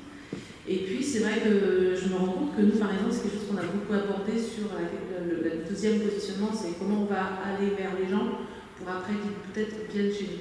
Et c'est vrai que ce que je trouve qui est intéressant dans tout ce que vous avez aussi discuté, c'est le troisième point en fait, où effectivement ce que fait la bibliothèque, c'est-à-dire, et c'est pas toujours simple aussi par rapport notamment aux financeurs et à nos partenaires, c'est quoi les résultats en fait. Voilà. Moi le facteur temps, j'y crois beaucoup, je trouve que ça c'est quelque chose qui est hyper important et c'est une vraie difficulté dans notre société actuelle de prendre le temps. Et pour tout le monde, dans les équipes, etc., de se dire prenons le temps avec les gens et voilà, assoyons la relation. Et juste après, je trouve que par rapport à ce que vous disiez, ou peut-être on pourra en discuter ensemble, mais sur le lien pédagogie, l'engagement professionnel, l'engagement affectif, je pense que là on touche quelque chose qui est hyper important, mais qui résonne aussi chez les vieux militants de l'éducation populaire, où justement cette frontière-là était aussi très ténue, et que dans les jeunes générations, je pense qu'il y a, après, il y a aussi le rapport du travail, du salaire, de la reconnaissance, et à un moment donné aussi de dissocier l'engagement professionnel et l'engagement justement trop affectif. Et je trouve que ça vient toucher ça aussi. Voilà, c'est juste ça que je voulais partager. Est-ce qu'il y en a d'autres? On s'arrête sur ces 4 interventions. Je ne refais pas la synthèse des 4 interventions, mais ça a abordé la question financière, de dire tiens, on n'avait pas abordé cette question. Du coup, ce n'était pas une problématique en tant que telle. La question des freins, le le frein qui ne vient pas du public, mais qui peut venir des institutions, qui peut venir des professionnels, de leur posture. Et puis la question, je résume très synthétique, mais la question du lieu. Tous les lieux ne sont peut-être pas aussi aisés, propices sur la question de l'harmonie. Alors avant que Laurent, tu puisses réagir, peut-être par rapport à ces 4 retours, mais même globalement par rapport à ce qui s'est dit depuis ton intervention, est-ce que vous souhaitez réagir, là je m'adresse à Yann, Alassane et Mathilde, sur ces retours, ou ces retours spontanés, ou est-ce que je laisse la parole à Laurent, comme vous voulez?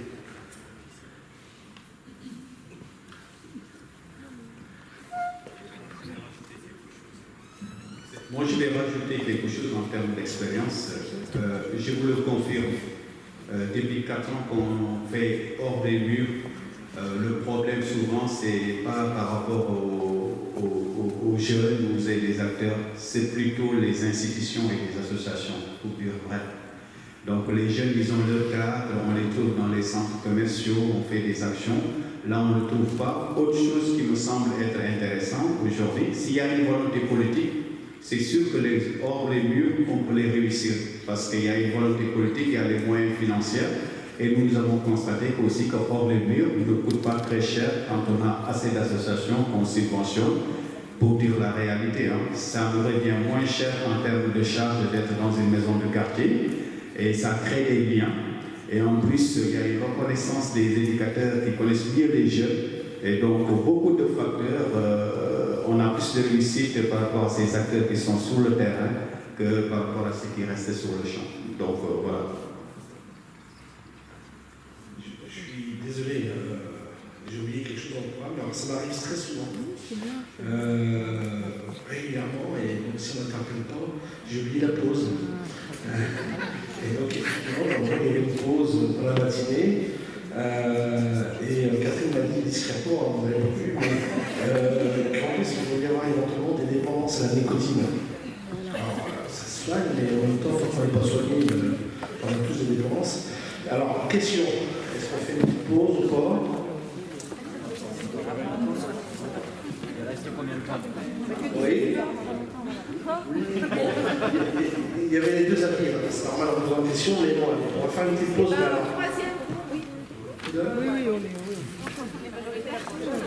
On fait une pause, on se retrouve à l'exercice et que ça donne après quelque chose d'un peu décousu. Donc c'est pas un propos, je ne vais pas vous refaire une autre conférence, je ne vais pas vous refaire un autre exposé, mais plutôt essayer de faire des réflexions par rapport à ce que j'ai entendu.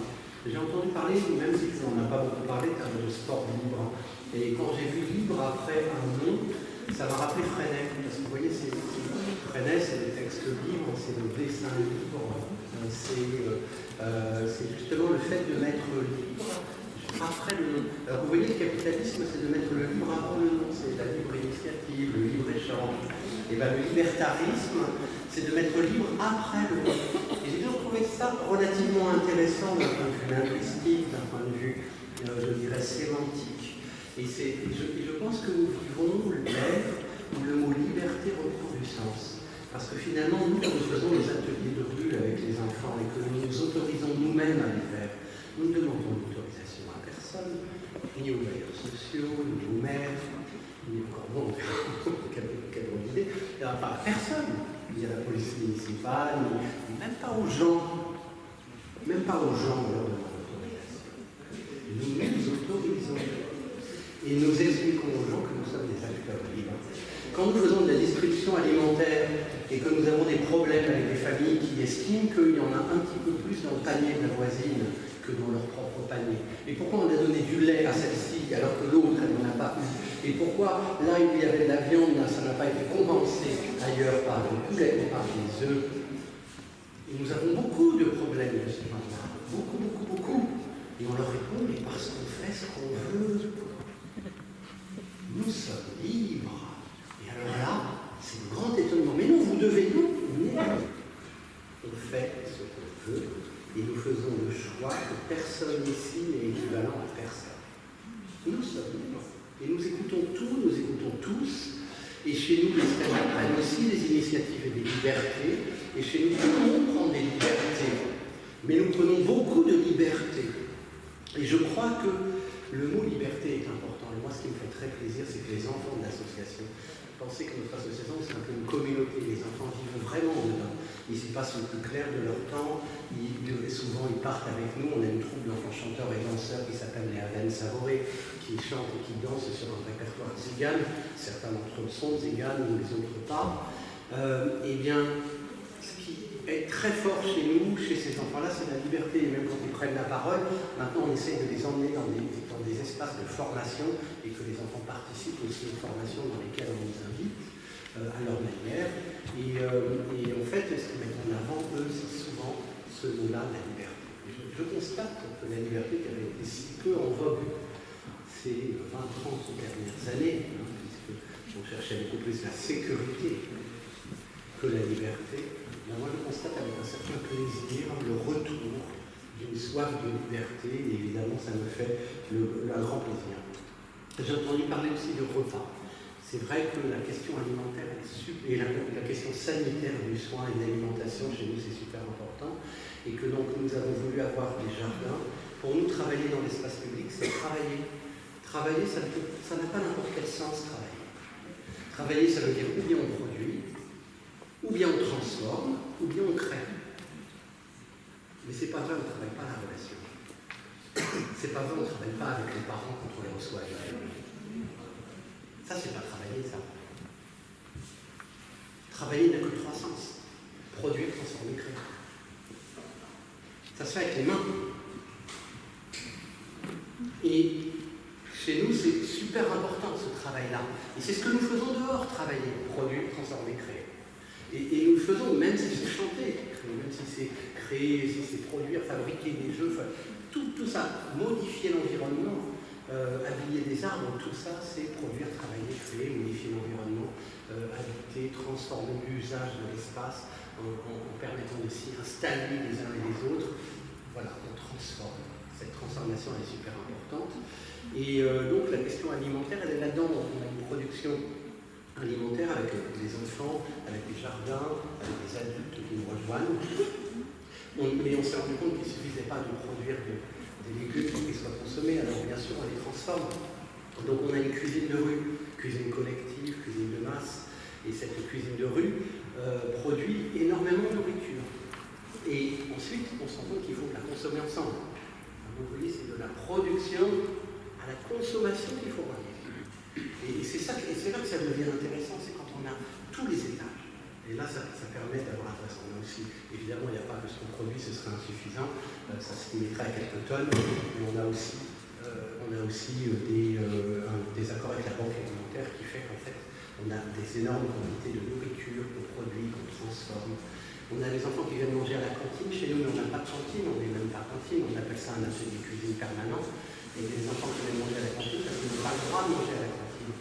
Ils n'ont pas le droit de manger à la cantine de riz parce que la mairie a décidé de les considérer comme étrangers à la commune et leur applique des tarifs à 7 € le repas, ou alors la mairie a décrété qu'ils ne sont pas habitants de la commune et qu'ils n'ont pas le droit à la cantine, ou alors elle a décrété qu'il y a 2 sortes d'écoliers. Il y a les écoliers inscrits qui ont tous les droits et les écoliers admis qui n'en ont aucun. Et dans ce cas-là, nous faisons partie de la deuxième catégorie, c'est-à-dire ceux des écoliers admis n'ont pas le droit à la cantine, ou alors c'est des enfants qui ne mangent plus à la cantine parce qu'il y a des impayés sur des tarifs abusifs et que ces impayés sont réclamés avec des pénalités et que les familles se retrouvent surendettées et donc exclues après de ce que les mairies peuvent offrir. Donc on se retrouve tous les jours avec des enfants qui viennent à la cantine. Puis on a aussi des enfants qui viennent à la cantine et à une autre cantine et qui ne mangeaient pas à la cantine de l'école parce que leurs parents ne voulaient pas payer la cantine de l'école, mais en même temps ils ne mangeaient pas du tout. C'était des enfants qui étaient dehors, qui mangeaient des soupes desséchées, des paquets de chips, et qui du coup, ayant appris que chez nous on pouvait manger à la cantine, ils viennent. Et puis on commence à flipper parce qu'on commence à faire cantine, on va finir par tout faire, quoi. Ce qui va nous amener à d'autres sujets. Le sujet de la collectivité. J'ai bien aimé dans ce que disait Yann, parce que j'ai cru reconnaître quelque chose qu'on connaît bien. Chez nous, il n'y a pas d'espace privatif. Les entretiens se font au milieu de tout le monde. Quand les gens arrivent et qu'ils nous exposent leurs problèmes, ça se passe exactement au milieu de la grande salle d'accueil. D'ailleurs, je n'ai pas de bureau, c'est là que je suis. Et on en parle avec tout le monde. Il n'y a pas de privé chez nous. Et il n'y a pas d'individuel. Tout est potentiellement collectif et en même temps tout est habité par ces relations interpersonnelles. Peut-être ça ne convient pas à tout le monde. Il y a des gens à qui ça ne plaît pas beaucoup, il y a des gens qui sont critiqués, des gens qui partent parfois, quelquefois. On a beaucoup qui arrivent et qui reviennent aussi. Mais en même temps, on n'a rien à cacher. Et c'est vraiment ce truc-là qui était très important, c'est-à-dire que chez nous, chaque pédagogue social est toujours en train de parler à quelqu'un tout en écoutant celui qui est derrière, tout en ayant l'œil sur celui qui est là-bas, et on ne peut pas s'affranchir de ça. Il n'y a pas de liberté de s'affranchir de ça, par contre. Ce collectif, ça fait partie du package, ça fait partie de notre manière d'être au monde, d'avoir ces trois regards sur le proche, le moyen terme et le long terme, et de les avoir de manière concomitante, autant que faire se peut. C'est fatigant, oui. Oui, c'est fatigant. C'est fatigant. Mais moi, j'ai été bien entraîné, parce qu'avoir été instituteur, c'est développer une capacité de tolérance au bruit absolument fantastique. Et ça, c'est vrai que c'est... il m'en faut vraiment, vraiment beaucoup. Moi, je suis capable d'être zen et de pouvoir fantastique. Et même à la limite, ça me repose. Et donc, ça, c'est fantastique. Après, on peut avoir des intolérances différentes. J'ai bien aimé le côté, il y a des murs ailleurs que des vrais murs. Oui, bien sûr. Bien entendu que les vrais murs ne sont pas tous faits de briques et de cloisons, et que les vrais murs qui nous concernent, on se tape dedans. Et c'est pas le fait d'être dehors qui va faire qu'on ne va pas se taper dedans. Ça, c'est exact. Hein. Et puis du coup, je voudrais rebondir sur le fait qu'il n'y a pas toujours des gens dehors. Chez nous non plus, il n'y a pas toujours des gens dehors. En fait, les gens ils vont dehors parce que nous y sommes. Mais quand on arrive dans un quartier pour faire des ateliers de rue régulièrement, au départ, il n'y a personne. Il va y avoir du monde justement parce que nous y faisons des ateliers de rue et que ces ateliers de rue, nous les tenons semaine après semaine, l'été comme l'hiver, la pluie comme le soleil, que nous ne nous décourageons pas et que nous nous adaptons toujours, s'ils sont 3, ils sont 3, s'ils sont 30, ils sont 30, et même si on n'a pas plus de moyens, on fera pareil. Et puis s'il fait nuit, ben, ça va être un atelier de nuit, et s'il pleut, c'est un atelier de pluie. Et de toute façon, il aura lieu, parce que ça fait partie de la garantie que nous apportons, de la sécurité que nous apportons dans notre travail. Cette sécurité-là, qui n'est pas du sécuritaire, elle est absolument fondamentale. Et donc, oui, c'est parce que nous sommes là que les enfants viendront et que les enfants viendront. Nous, on a marqué sur les flyers qu'on donne, on se rend compte que le travail est tout le temps à faire, parce que des fois, on peut s'endormir vite fait quand on travaille dehors. On a nos 20-30 gamins qui viennent régulièrement, et puis, si on y prend garde, ça va toujours être les 20-30 mêmes, et on découvrira au bout d'un an ou deux qu'il y a la moitié de la population qui n'a jamais entendu parler de nous et qui ne les connaît pas. Donc nous sommes conscients de cette réalité, donc on fait ce qu'on appelle les opérations ding-dong, on va sonner chez les gens, on va se présenter, on est du vrai témoin de Jéhovah, la pédagogie sociale. Et on va se présenter, on a des flyers, et on travaille aussi, souvent nos permanents ont des t-shirts ou des badges, etc. On travaille beaucoup la reconnaissance collective de qui nous sommes, et sur nos flyers, on met des choses assez explicites, on marque atelier libre pour enfants libres.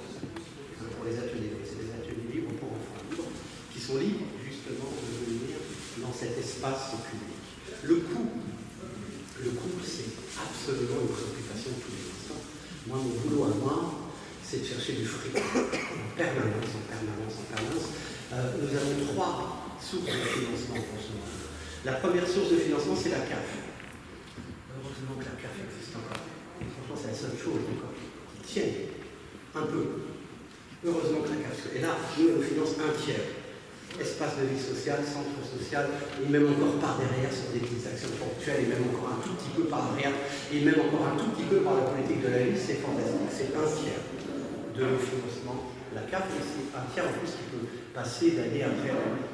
Le deuxième tiers, après, c'est tout ce qui est collectivité, mais j'y mets aussi la région et le département. Et là, il faut savoir que ce ne sont que des appels à projets.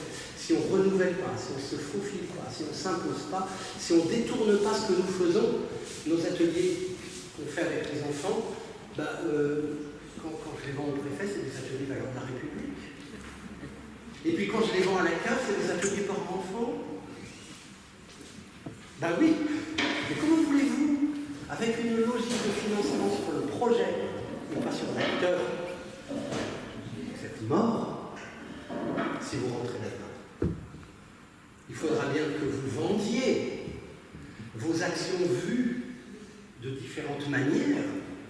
plusieurs fois pour les financer une fois. Surtout que les recherches de financement, mais c'est devenu une horreur. Imaginez que la région Île-de-France, quand elle vous donne une subvention, elle vous donne une subvention qui ne doit pas dépasser plus de 40% de votre budget, mais attendez, donc plus de 30% de votre budget, donc, mais vous n'aurez l'argent que quand vous aurez dépensé les 300% de ce qu'elle vous donnera. C'est-à-dire, grosso modo, que si vous voulez de l'argent de la région, il ne faut pas en avoir besoin d'un. Et c'est pour ça que tous ceux qui reçoivent de l'argent de la région sont déjà ceux qui ont beaucoup d'argent. Déjà, première leçon, il ne faut pas en avoir besoin. Deuxième leçon, il faut en avoir plus encore. 2 fois plus pour pouvoir en avoir une fois. Il faut être super riche pour avoir un peu. On ne donne les moyens qu'à ceux qui les ont déjà. Il y a la traque, on vous dit carrément, là, carrément vous disant, de toute façon, nous on assume, on donne l'argent uniquement aux grandes structures instituées et qui donnent du boulot aux professionnels, parce que les autres, là vous allez partir avec le fric, et puis voilà, ça va échapper aux gens qui bossent dans le secteur, donc l'autre question. C'est ce qu'on nous dit à la traque. Alors oui, bien sûr, il y a des choses qui changent, mais oui, c'est une horreur cette recherche de financement. Moi, je prédis, il fut un temps, il y a des méthodes plus risquées, mais le braquage de banque, des fois, me paraîtrait quand même infiniment plus net, clair et précis que la recherche de subventions. Parce que franchement, elle se prostitue tellement, parce qu'il fut un temps, c'était compliqué d'avoir la subvention, mais maintenant, ça ne suffit pas. Une fois que vous avez la subvention, vous ne l'aurez pas. Vous ne l'aurez pas parce que vous devrez faire un bilan, vous devrez faire une demande d'avance, puis vous devrez faire un bilan intermédiaire. Et quant au solde, alors là, le solde, vous l'aurez l'année d'après seulement.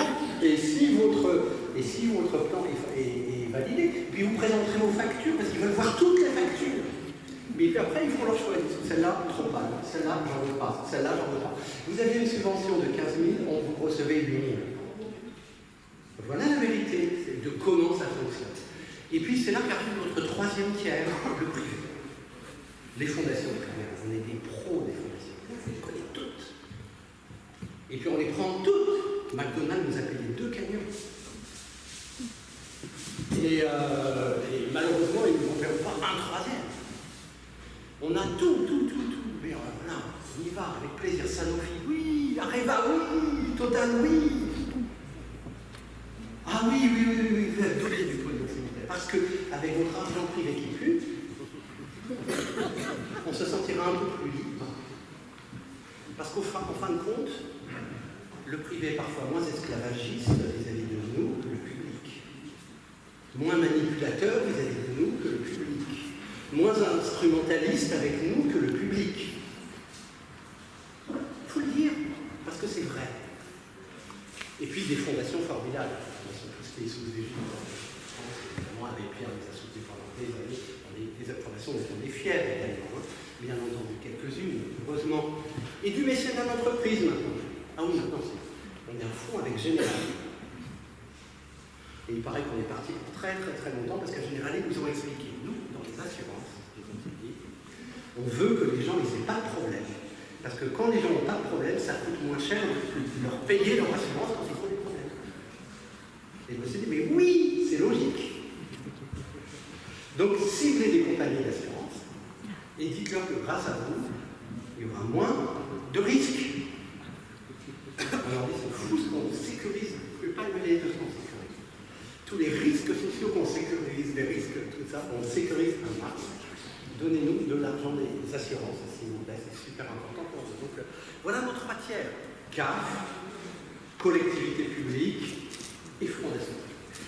Et on arrive péniblement avec tout ça à 380 000 €, c'est tout ce qu'on coûte, nous, pour nos 8 permanents, nos 3 camions, les locaux que personne ne nous offre, qu'on est obligé de louer dans le privé, qui sont en 2 tiers en sous-sol, complètement underground, et qui nous coûtent 40 000 balles par an pour 200 mètres carrés de locaux maximum, et qui sont évidemment pas adaptés, etc. Et tout ça. Mais malgré tout, on est content quand même, de pouvoir le faire.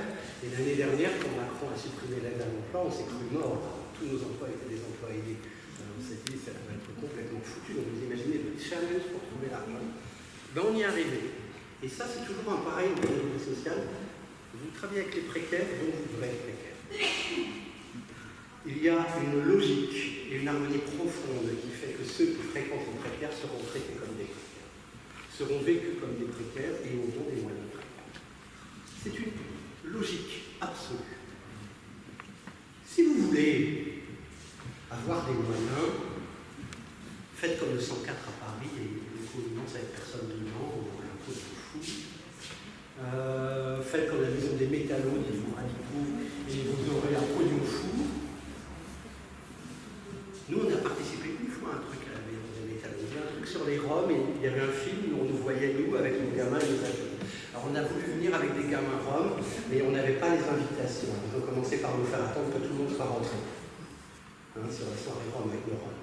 Puis après, on a dit qu'on voulait chanter des chansons. Alors, ils ont dit, ouais, ok, mais pas plus d'une, parce que timing, on n'a pas que ça à faire. Puis les techniciens, ils n'étaient pas contents parce qu'il fallait qu'ils branchent du son. Et puis les éclairagistes, ils n'étaient pas contents parce qu'il fallait qu'ils mettent un éclairage. Enfin, ouais, il y a que des choses horribles comme ça. Donc on a quand même fait d'autres chansons. Et puis on a fait une deuxième chanson. Là, on a franchement déconné. On a juste entendu la première chanson. Et quand on a entamé la deuxième chanson, on a senti qu'on allait couper. À la fin, on s'est fait virer. Le directeur des métallos, il dit plus jamais mettez un pied dans mon établissement. C'était la soirée spéciale Rome. Okay, les seuls Roms qui étaient là ce soir-là, ils étaient avec nous. Et on s'est fait virer avec eux. Chercher les Roms. Un haut lieu quand même de la culture, de la radicalité bien pensante, parisienne, comme nous sommes. J'ai parlé de l'argent. J'ai parlé des métallos. Non, parce qu'il y a quand même des trucs incroyables. Il y a quand même des trucs incroyables. Là, samedi dernier, on a participé à un truc. Il faut que je vous en parle. C'était un truc qui s'appelle la Fédération Alima. Si j'ai bien compris, c'est une bande de copains de 93 qui ont eu une très très grosse subvention. Pour faire qui, ça doit être ça. Pour faire un truc où ils font venir tous leurs potes qui font un peu de hip-hop. Et ils disent que c'est pour. Et alors ils ont tout. Ils sont comme nous, ils ont dit que c'était pour les valeurs de la République. Hein, c'était pour liberté. Ça commençait par les Marseillais, ils distribuaient des drapeaux bleu, blanc, rouge à l'entrée. Et en fait, donc nous on a participé parce que c'était pour mettre en avant la diversité. Et c'était sur le thème de la France de 2005. Donc nous on est venu avec. On s'est dit on avait nos chances de gagner parce qu'on était la seule troupe collective. On était les seuls à avoir des gamins avec nous. On était les seuls à avoir des gamins qui venaient de tous les côtés, de tous les horizons, et qui chantaient ensemble et qui communiquaient une énorme énergie. Puis on s'est rendu compte qu'en fin de compte, tout était déjà décidé par avance. On a complètement perdu notre temps, et même on les embêtait plutôt qu'autre chose. Mais après, je me dis, c'est un système. Vous voyez un peu comment l'argent est piloté. Il fallait de l'argent pour la diversité, pour les valeurs de la République. Et il y a des opportunités qui prennent. Donc, nous, on va passer après tous ces gens-là. Nous qui sommes sur le terrain tous les jours, on va passer après tous ces gens-là.